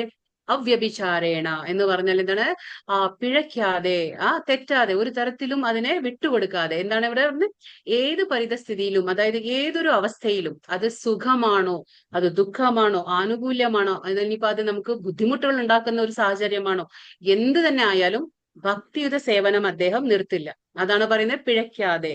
അതാണ് അവ്യഭിചാരേണ എന്ന് പറഞ്ഞാൽ പിഴയ്ക്കാതെ, തെറ്റാതെ, ഭക്തിപൂർവം ഭഗവത് സേവനത്തിൽ ഏർപ്പെടുന്നവർക്ക്, അതായത് അങ്ങനെ ചെയ്യുന്നവർക്ക് വേഗത്തിൽ തന്നെ ഭൗതിക പ്രകൃതിയുടെ ത്രിഗുണങ്ങളെ അതിക്രമിച്ച് ബ്രഹ്മപദത്തിൽ എത്താം. ബ്രഹ്മപദം എന്ന് പറയുന്നത് ഭഗവാന്റെ, അതായത് ആത്മാവ് എന്ന സങ്കല്പത്തിൽ അവർക്ക് എത്താൻ പറ്റും. അതുകൊണ്ട് തന്നെ അവർക്ക് ഒന്നും തോന്നില്ല. സുഖമായാലും ദുഃഖമായാലും മാൻ അപമാനം, പിന്നെ എന്താണ്, അതൊന്നും തന്നെ അവർക്ക് ബാധിക്കില്ല. കാരണം എന്താണ്? അവർ ആത്മനിഷ്ഠനാണ്, ആത്മനിഷ്ഠൻ. അതാണ് പറയുന്നത് ബ്രഹ്മപദത്തിൽ എത്താൻ പറ്റും. അപ്പൊ 3 ഗുണങ്ങളെ അതിക്രമിക്കാൻ നമുക്ക് എന്താ ചെയ്യേണ്ടത്? നമ്മളെപ്പോഴും ഏതൊരു പരിതസ്ഥിതിയിൽ, അതായത് what ever the conditions may be എന്ന് പറയില്ലേ, ആ ഏത് കണ്ടീഷൻസ് ആയാലും നമുക്ക് എന്താണ് വിട്ടുകൊടുക്കാതെ, ആ വീഴ്ച സംഭവിക്കാതെ നമ്മൾ എന്ത് ചെയ്യണം? ഭക്തിപൂർവ്വ സേവനം തുടരുക തന്നെ വേണം. ഇപ്പൊ നമുക്ക് എങ്ങനെ നല്ല മൂഡാണ്, നല്ല സമയമാണ്, നമുക്ക് എല്ലാം ആനുകൂല്യമാണെങ്കിൽ നമ്മൾ ഭഗവാന്റെ കാര്യങ്ങൾ ചെയ്യും. എന്നാൽ നമുക്ക് കുറച്ച് തലവേദന വന്നു, അല്ലെങ്കിൽ നമുക്കൊന്നും ചെയ്യാൻ തോന്നുന്നില്ല എന്ന് പറഞ്ഞാൽ നമ്മൾ ആദ്യം വിടുന്നത് എന്താണ്? ഭഗവാന്റെ കാര്യങ്ങൾ. ഇന്നിപ്പോ എനിക്ക് മൂഡില്ല, അല്ലെങ്കിൽ ഇനിയിപ്പോ എനിക്ക് സൗകര്യമില്ല, നമുക്ക് വേറെ പണികളുണ്ട്, അപ്പൊ നമ്മൾ ആദ്യം വിടുന്നത് എന്താണ്? ഭക്തിയുത സേവനം. പക്ഷെ അതല്ല, ഏതൊരു കണ്ടീഷനിലും ഭഗവാന് കാര്യം നിർത്താതെ അതിന് മുൻഗണന, ആ പ്രാധാന്യം അതിന് കൊടുത്തുകൊണ്ട് നമ്മൾ ചെയ്യുകയാണെങ്കിൽ തീർച്ചയായിട്ടും ഭഗവാന്റെ 3 ഗുണങ്ങളെ അതിക്രമിക്കാൻ സാധിക്കും എന്നാണ് ഭഗവാൻ. നമുക്ക് 7-ാം അധ്യായം 14-ാമത്തെ ശ്ലോകത്തിലും ഭഗവാൻ പറഞ്ഞു, മമമായ ദുരത്യയ. ഭഗവാൻ പറയുന്നു ദൈവീഹേഷ ഗുണമയി, അതായത് എന്റെ ഈ ദൈവിക ശക്തിമായ ഈ 3 ഗുണങ്ങളെ അതിക്രമിക്കാൻ എളുപ്പമല്ല. പക്ഷേ മാമേവ പ്രപദ്യന്തെ മായാമേതാം തരന്തി തേ, ആരാണോ എന്നെ ശരണം പ്രാപിക്കുന്നത് അവർക്ക് ഒരു പ്രയാസവും കൂടാതെ ഈ 3 ഗുണങ്ങളെ നിഷ്പ്രയാസം അവർക്ക് മറികടക്കാൻ സാധിക്കുമെന്ന് ഭഗവാൻ 7-ാം അധ്യായത്തിൽ 14-ാമത്തെ ശ്ലോകത്തിൽ പറയുന്നു. അതേപോലെ തന്നെ ഇവിടെ പറയുന്നേ 3 ഗുണങ്ങളും മറികടക്കണമെങ്കിൽ നമ്മൾ എന്ത് ചെയ്യണം? ഭക്തിയുത സേവനം ഏതൊരു അവസ്ഥയിലും നമ്മൾ വിട്ടുകൊടുക്കാൻ പാടില്ല. അത് തുടർച്ചയായിട്ട് നടത്തിക്കൊണ്ടു പോയാൽ നമുക്ക് ഉടനടി മറികടക്കാൻ പറ്റുമെന്ന് ഭഗവാൻ പറഞ്ഞു തരാണ്. ഇതൊരു കഥ എന്താന്ന് വെച്ചാല്, കഥയല്ല, നമ്മുടെ ആ ഒരു വാൽമീകിയുടെ സ്റ്റോറിയാണ്. അതായത് നമുക്ക് എല്ലാവർക്കും അറിയാം വാൽമീകി ആരാണ്? ആരാണ് വാൽമീകി? ആരാ വാൽമീകി? രാമായണം എഴുതിയ ആള് അല്ലെ? രാമായണം എഴുതിയ ആളുടെ കഥയാണിത്. അതായത് നമ്മളിപ്പോ ഗുണങ്ങളെ കുറിച്ചാണല്ലോ പറയുന്നത്. അപ്പോ 3 ഗുണം, അതായത് ഇദ്ദേഹം തമോ ഗുണത്തിലായിരുന്നു. തമോ ഗുണത്തിലുള്ള ഒരാൾ എങ്ങനെയാണ് ആ ഗുണത്തെ അതിക്രമിച്ച് വാൽമീകി ആയത് അല്ലെ? അപ്പൊ അദ്ദേഹത്തിന്റെ പേരെന്തായിരുന്നു? രത്നാകർ. രത്നാകർ എന്നായിരുന്നു അദ്ദേഹത്തിന്റെ പേര്. അപ്പൊ പക്ഷെ അദ്ദേഹം എന്താ ചെയ്തിരുന്നത്? എപ്പോഴും ഒരു രത്നാകർ കാട്ടാളനായിരുന്നു. അപ്പൊ ആ വഴിക്ക് പോകുന്നവരെല്ലാം ഉപദ്രവിച്ചുകൊണ്ട്, എന്താ പറയാ, എല്ലാം ഉപദ്രവിച്ചുകൊണ്ട്, ആ ഒരു മനസ്സാക്ഷി ഇല്ലാത്ത വ്യക്തിയാണ്. എല്ലാവരും ഉപദ്രവിക്കും, അവരിൽ നിന്ന് പണമെല്ലാം തട്ടിയെടുക്കും, അവരെ ഉപദ്രവിക്കും, മനസ്സാക്ഷി എന്ന് പറയുന്നില്ല. അങ്ങനെ ഒരു ഗുണത്തിലായിരുന്നു, തമോ ഗുണത്തിലായിരുന്നു നമ്മുടെ രത്നാകർ. അങ്ങനെ ഒരു സമയത്ത് അവിടെ ആ വഴിക്ക് ആരാ വരുന്നേ? നാരദ മഹർഷി വരികയാണ്. അപ്പൊ അതാ പറയുന്നേ, ഭഗവാന്റെ ഭക്തന്മാരുടെ നമുക്ക് സംഘം കുറച്ചു നേരത്തേക്ക് കിട്ടിയാലും നമുക്ക് നമ്മുടെ ജീവിതം രക്ഷപ്പെടും. അപ്പോ അവിടെ ആരാ വരുന്നേ? ഭഗവാന്റെ ഭക്തനായ പരമഭക്തനായ നാരദ മഹർഷി വരികയാണ് അവിടെ. അവിടെ വരുമ്പോ ഇദ്ദേഹത്തിന് ആരും വ്യത്യാസമില്ലല്ലോ. നാരദ മഹർഷി വന്നാലും ശരി, ഇനി സ്വയം ഭഗവാൻ വന്നാലും അദ്ദേഹം ഏത് ഗുണത്തിലായിരുന്നു? തമോ ഗുണത്തിലായിരുന്നു. അപ്പൊ അദ്ദേഹത്തിന്റെ സ്വഭാവം കാണിച്ചു. അതായത് അദ്ദേഹം നാരദ മഹർഷിയെ ആക്രമിക്കാൻ പോവാണ്. പക്ഷെ നാരദ മഹർഷി പറഞ്ഞു, എന്നെ ആക്രമിക്കാൻ വരട്ടെ, എന്റെ കയ്യിൽ ഒന്നുമില്ല, നിനക്ക് തരാൻ വേണ്ടിയിട്ട് എന്റെ കയ്യിൽ പണവും ഇല്ല, ഒന്നുമില്ല, പക്ഷെ നിന്റെ കയ്യിലുള്ളത് ഈ വീണ മാത്രമേ ഉള്ളൂ എന്ന് പറയുന്നു നാരദ മഹർഷി. അപ്പോ അദ്ദേഹം പറഞ്ഞു, എന്നിട്ട് അദ്ദേഹത്തിനോട് ഒരു കാര്യം ചോദിക്കണം, നീ എന്തിനാണ് ഇങ്ങനെ എന്താ പറയാ ക്രൂരമായ കൃത്യങ്ങളിലൊക്കെ ഏർപ്പെടുന്നത്? ഓരോ കർമ്മത്തിന് അതിൻ്റെതായ പ്രതിപ്രവർത്തനങ്ങൾ ഉണ്ടെന്ന് നിനക്ക് അറിയോന്ന് ചോദിക്കും. നീ ഓരോ ചെയ്യുന്ന കർമ്മത്തിനും നീ അനുഭവിക്കണം, നീ അതിന്റെ പാപകർമ്മങ്ങൾ പാപഫലങ്ങളെ നീ അനുഭവിക്കണം എന്ന് പറയും. എന്നിട്ട് പറയും, നീ ഇതൊക്കെ ചെയ്യുന്ന എന്തുകൊണ്ടാന്ന് ചോദിക്കും. അപ്പൊ അദ്ദേഹം പറയും, ഇതൊക്കെ ഞാൻ എന്റെ ഭാര്യയും മക്കളെയും സന്തോഷിപ്പിക്കാനാണ്, അവരെ നന്നായി വെക്കാനാണ്, അവരെ പുലർത്താൻ, ആ കുടുംബത്തെ പുലർത്താൻ വേണ്ടിയിട്ടാണ് ഞാൻ ഇതൊക്കെ ചെയ്യുന്നത്, അവരുടെ സന്തോഷത്തിന് വേണ്ടിയിട്ടാണെന്ന് പറയും. അപ്പൊ നാരദ മഹർഷി പറയും, എങ്കിൽ ഒരു കാര്യം ചെയ്യേ, നീ ചെന്ന് വീട്ടിൽ പോയിട്ട് ചോദിക്കുക, അവരോടൊക്കെ ചോദിക്കുക, ഭാര്യയോടും മക്കളോടൊന്ന് ചോദിക്കേ, നീ ചെയ്യുന്ന ഈ പാപകൃത്യങ്ങളുടെ ഫലം അത് അവർ അനുഭവിക്കാൻ തയ്യാറാണോ എന്നൊന്ന് ചോദിക്കാൻ പറയും. അപ്പൊ ഇദ്ദേഹം പറയാണ്, അതിപ്പോ എന്നിൽ നിന്ന് രക്ഷപ്പെടാൻ വേണ്ടി പറയല്ലേ നിങ്ങളെന്ന് ചോദിക്കും. അപ്പൊ അല്ല, ഞാൻ ഇവിടെ തന്നെ ഉണ്ടാവും, നീ പോയിട്ട് വീട്ടിൽ ചെന്ന് ചോദിച്ചിട്ട് വാ, എന്നിട്ട് എന്നോട് പറഞ്ഞാൽ മതി എന്ന് പറയും. അപ്പൊ ഇദ്ദേഹം ഓടി ചെല്ലാണ്, വീട്ടിലേക്ക് ചെന്നു, ഭാര്യയോടും മക്കളോടൊക്കെ ചോദിക്കുകയാണ്, ഞാൻ ചെയ്യുന്നതൊക്കെ ഇത് എന്തിനാണ്? നിങ്ങൾക്ക് വേണ്ടിയിട്ടല്ലേ? അപ്പൊ നിങ്ങൾ സന്തോഷിക്കാൻ വേണ്ടിയിട്ടല്ലേ ഞാൻ ഇതൊക്കെ ചെയ്യുന്നത്? നിങ്ങളെ സന്തോഷമായിട്ട് കാണാൻ വേണ്ടിയിട്ടല്ലേ? അപ്പൊ എനിക്ക് പാപം ഉണ്ടാവും എന്നൊക്കെ ഒരാൾ പറയുന്നുണ്ട്. ഈ ചെയ്യുന്ന കർമ്മങ്ങൾക്കൊക്കെ എനിക്ക് പാപത്തിന്റെ പ്രതിഫലം ഉണ്ടായിരിക്കും. അപ്പൊ നിങ്ങളൊക്കെ അനുഭവിക്കാൻ തയ്യാറാണോ അതിന്റെയും ചോദിക്കും. അപ്പൊ ഭാര്യയും മക്കളും പറയാണ്, നിങ്ങളല്ലേ പാപം ചെയ്യുന്നത്, ഞങ്ങൾ എന്തുകൊണ്ട് അനുഭവിക്കണം? അത് നിങ്ങൾ തന്നെ അനുഭവിച്ചാൽ മതി എന്ന് പറയും. അപ്പോ ഇതാണ് കുടുംബാവസ്ഥ. അപ്പോ അവസാനം ഇദ്ദേഹം തിരിച്ചു ഓടി വരികയാണ്. ഓടി വന്നിട്ട് എവിടെ വരും? നാരദ മഹർഷിയായിട്ട് പറയാണ്, അതായത് എന്റെ ഭാര്യയും മക്കളും സമ്മതിച്ചില്ല, ഞാൻ ചെയ്യുന്നത് ഞാൻ തന്നെ അനുഭവിച്ചാൽ മതി എന്നാണ് അവര് പറയുന്നത്. അപ്പോഴാണ് നാരദ മഹർഷി പറഞ്ഞു കൊടുക്കുന്നത്, അതാണ് ഓരോ ആത്മാവും വ്യത്യസ്തമായിട്ടുള്ളതാണ്, ഇൻഡിവിജ്വൽ എൻറ്റിറ്റിയാണ്. അപ്പൊ അതുകൊണ്ട് ഓരോരുത്തർ എന്ത് ചെയ്തോ, അത് കുടുംബത്തിന് വേണ്ടി ചെയ്തോ, മക്കൾക്ക് വേണ്ടി ചെയ്തോ, ഭാര്യയ്ക്ക് വേണ്ടി ചെയ്തോ അല്ല, പക്ഷെ ഓരോരുത്തരും ചെയ്യുന്ന കർമ്മത്തിന്റെ ഫലങ്ങൾ അവരവർ തന്നെ അനുഭവിക്കണം. അപ്പോ അദ്ദേഹത്തിന് ഒരു മനസ്സിലാവാണ് അല്ലെ, ഇത്രയേ ഉള്ളൂ ജീവിതം, ഇത്രയേ ഉള്ളൂ കുടുംബം, എല്ലാം പറഞ്ഞ് എന്റെ ഞാൻ എന്നൊക്കെ പറഞ്ഞ് നമ്മൾ ചെയ്യുന്ന കർമ്മത്തിന്റെ ഫലം പോലും അവർ സ്വീകരിക്കാൻ തയ്യാറല്ല. അപ്പോ നാരദ മഹർഷി അവർക്ക് ഉപദേശം നൽകാണ്. ഇങ്ങനെയൊന്നും നീ ചെയ്യണ്ട, നീ ഇതെല്ലാം ഉപേക്ഷിച്ച് നല്ലവനായി മാറാൻ പറഞ്ഞ് ജ്ഞാനം കൊടുക്കാണ്. എന്നിട്ട് അദ്ദേഹത്തിനോട് പറയാണ്, നീ ഭഗവാന്റെ നാമം ഉച്ചരിക്കാൻ പറയാണ്. പക്ഷെ അദ്ദേഹത്തിന് കാട്ടാളനായതുകൊണ്ട് ഭഗവാന്റെ നാമം പോലും ഉച്ചരിക്കാൻ കഴിയുന്നില്ല അദ്ദേഹത്തിന്. അപ്പോ നമ്മൾ ആലോചിക്കണം, അതായത് നമ്മളിപ്പോ ഒരു ഭഗവാന്റെ നാമം വിളിക്കുന്നുണ്ടെങ്കിൽ അത് നമ്മുടെ ഒന്നും കഴിവല്ല, അത് ആ ഭഗവാൻ നമുക്ക് അനുഗ്രഹം, അതായത് ഭഗവാന്റെ കാരുണ്യമാണ് നമുക്ക് ഇന്ന് ഭഗവാന്റെ നാമങ്ങൾ നമ്മൾ വിളിക്കുന്നത്. അത് നമ്മൾ മനസ്സിലാക്കണം ആദ്യം. എന്നിട്ട് ഇദ്ദേഹത്തിന് പറ്റുന്നില്ല നാമം വിളിക്കാൻ. അപ്പൊ നാരദൻ ചോദിക്കുകയാണ്, ഏതാണ് നീ കൂടുതൽ ഉപയോഗിക്കുന്ന വാക്ക് ഏതാണെന്ന് ചോദിക്കുക. അപ്പൊ പറയാണ് മരാ എന്ന്. എന്നാ ശരി, അത് തന്നെ പറഞ്ഞു, മരാ എന്ന് തന്നെ പറഞ്ഞു എന്നും പറഞ്ഞ് ആ ഉപദേശം കൊടുത്ത് പോവാണ്. അപ്പൊ നീ നിനക്ക് മരാ എന്ന് തന്നെ ധ്യാനിച്ചാൽ മതി, ആ മരാ എന്ന് തന്നെ നീ പറഞ്ഞുകൊണ്ടിരുന്നാൽ മതി. അങ്ങനെ കുറെ വർഷങ്ങൾക്ക് ശേഷം നാരദ മഹർഷി അവിടെ വരികയാണ്. നാരദ മഹർഷി അവിടെ വരുമ്പോ എന്താ സംഭവിക്കുന്നത്, അവിടെ കുറെ അകലയിൽ നിന്ന് കാണുമ്പോ തന്നെ നാരദ മഹർഷിക്ക് എന്താ കാണുന്നത്, അവിടെ ഒരു പ്രകാശം കാണാണ്. എന്താ നോക്കുമ്പോ അവിടെ പ്രകാശുണ്ട്, ഒരു രാമ എന്നുള്ള ശബ്ദം കേൾക്കാണ്. എവിടുന്നാണ് അത്? ചിതൽപുറ്റിൽ നിന്നും. അപ്പൊ അവിടെ ഒരു ചിതൽപുറ്റുണ്ട്. ആ ചിതൽപുറ്റിന് ചുറ്റും എന്താണ്, ഒരു വളരെയധികം പ്രകാശമുണ്ട്. അടുത്തെത്തുമ്പോ അത് എവിടെ നിന്ന് എന്താണ്, രാമ എന്നുള്ള ആ വാക്കാണ് കേൾക്കുന്നത്. അവസാനം അവിടെ എത്തിയപ്പോ എന്താണ്, ആരാണ് അതിന്റെ ഉള്ളിൽ? ഈ എന്താണ്, രത്നാകർ എന്ന ആ വ്യക്തിയാണ് മഹർഷിയായിട്ട് മാറി. എന്നിട്ട് പുറത്തേക്ക് വന്നു, നാരദ മഹർഷിയെ പ്രണമിക്കുകയാണ്.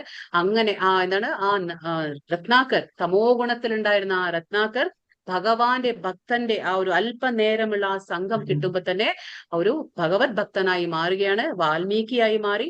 അങ്ങനെ രാമായണം എന്ന ആ ഒരു കൃതിയെ രചിച്ചു. അപ്പൊ അതാണ് പറയുന്നത്, നമ്മൾ ഏതൊരു ഗുണത്തിൽ നമ്മൾ ഉണ്ടെങ്കിലും നമുക്ക് എന്താണ് വേണ്ടത്, നമുക്ക് ആദ്യം ജ്ഞാനം വേണം. ആ ജ്ഞാനം കിട്ടുമ്പോൾ നമ്മളത് സ്വീകരിക്കാനുള്ള ഒരു മനസ്സ് നമുക്ക് ഉണ്ടായിരിക്കണം. പക്ഷെ അതേപോലെ സജ്ജന സംസർഗം എന്ത് തന്നെ ആയിക്കോട്ടെ, ജീവിതത്തിൽ നമുക്ക് ഇതൊക്കെ കിട്ടണമെങ്കിൽ നമുക്ക് സജ്ജന സംസർഗം വേണം. അതുകൊണ്ട് ശാസ്ത്രങ്ങൾ എപ്പോഴും പറയുന്നുണ്ട്, ലവമാത്ര സാധുസംഗ സർവസിദ്ധി ഹയ. അതായത് കുറച്ചു നേരത്തേക്ക് നമുക്ക് ഒരു ഭഗവാന്റെ ഭക്തന്റെ ഒരു അസോസിയേഷൻ, ആ സംഘം കിട്ടുകയാണെങ്കിൽ തന്നെ നമ്മുടെ ജീവിതം മാറ്റിമറിക്കാനുള്ള ഒരു പവർ ആ അസോസിയേഷനുണ്ട്. എന്തുകൊണ്ടാണ്? നമ്മൾ ഏത് ഗുണത്തിലും ആയിക്കോട്ടെ, നമുക്ക് ഒരിത്തിരി ജ്ഞാനത്തിന്റെ ആ വെളിച്ചം കിട്ടുമ്പോൾ എന്താണ്, നമ്മുടെ ജീവിതം മാറും. അപ്പൊ അത് നമുക്ക് മെല്ലെ നമുക്ക് ക്രമേണ നമ്മുടെ ജീവിതത്തെ സത്വഗുണത്തിലേക്ക് എത്തിക്കാൻ പറ്റും. എന്നിട്ട് സത്വഗുണത്തിൽ തന്നെ നമ്മൾ സ്ഥിതി ചെയ്യുമ്പോൾ എന്താണ്, നമ്മൾ അവസാനം വിശുദ്ധ സത്വത്തിലേക്ക് കയറാൻ പറ്റും. അതല്ലേ ഭഗവാൻ പറഞ്ഞേ, സത്വഗുണത്തിൽ നിന്നുകൊണ്ട് നമ്മൾ ആ ഭക്തിയുടെ സേവനത്തെ നിർത്താതെ ചെയ്യുമ്പോൾ എന്താണ്, നമ്മൾ അതിവേഗത്തിൽ നമ്മൾ വിശുദ്ധ സത്വത്തിലേക്ക് എത്താൻ കഴിയും. ഇതാണ് ഇവിടെ പറയുന്നത്. അപ്പൊ ഇതാണ് ഇന്നത്തെ ചാപ്റ്റർ. ഹരേ കൃഷ്ണ കൃഷ്ണ കൃഷ്ണ ഹരേ ഹരേ, ഹരേ രാമ രാമ രാമ ഹരേ ഹരേ. വാഞ്ചാകൽപതരുഭ്യശ്ച കൃപാ സിന്ധുഭ്യേവ ച പതിതാനാം പാവനെഭ്യോ വൈഷ്ണവേഭ്യോ നമോ നമഃ. അനंत कोटि वैष्णववृंद की जय. श्रील प्रभुपाद की जय. श्रील गुरुदेव की जय. हरे कृष्णा കഴിഞ്ഞു ഇന്നത്തെ class. Hare Krishna. Thank you Mataji.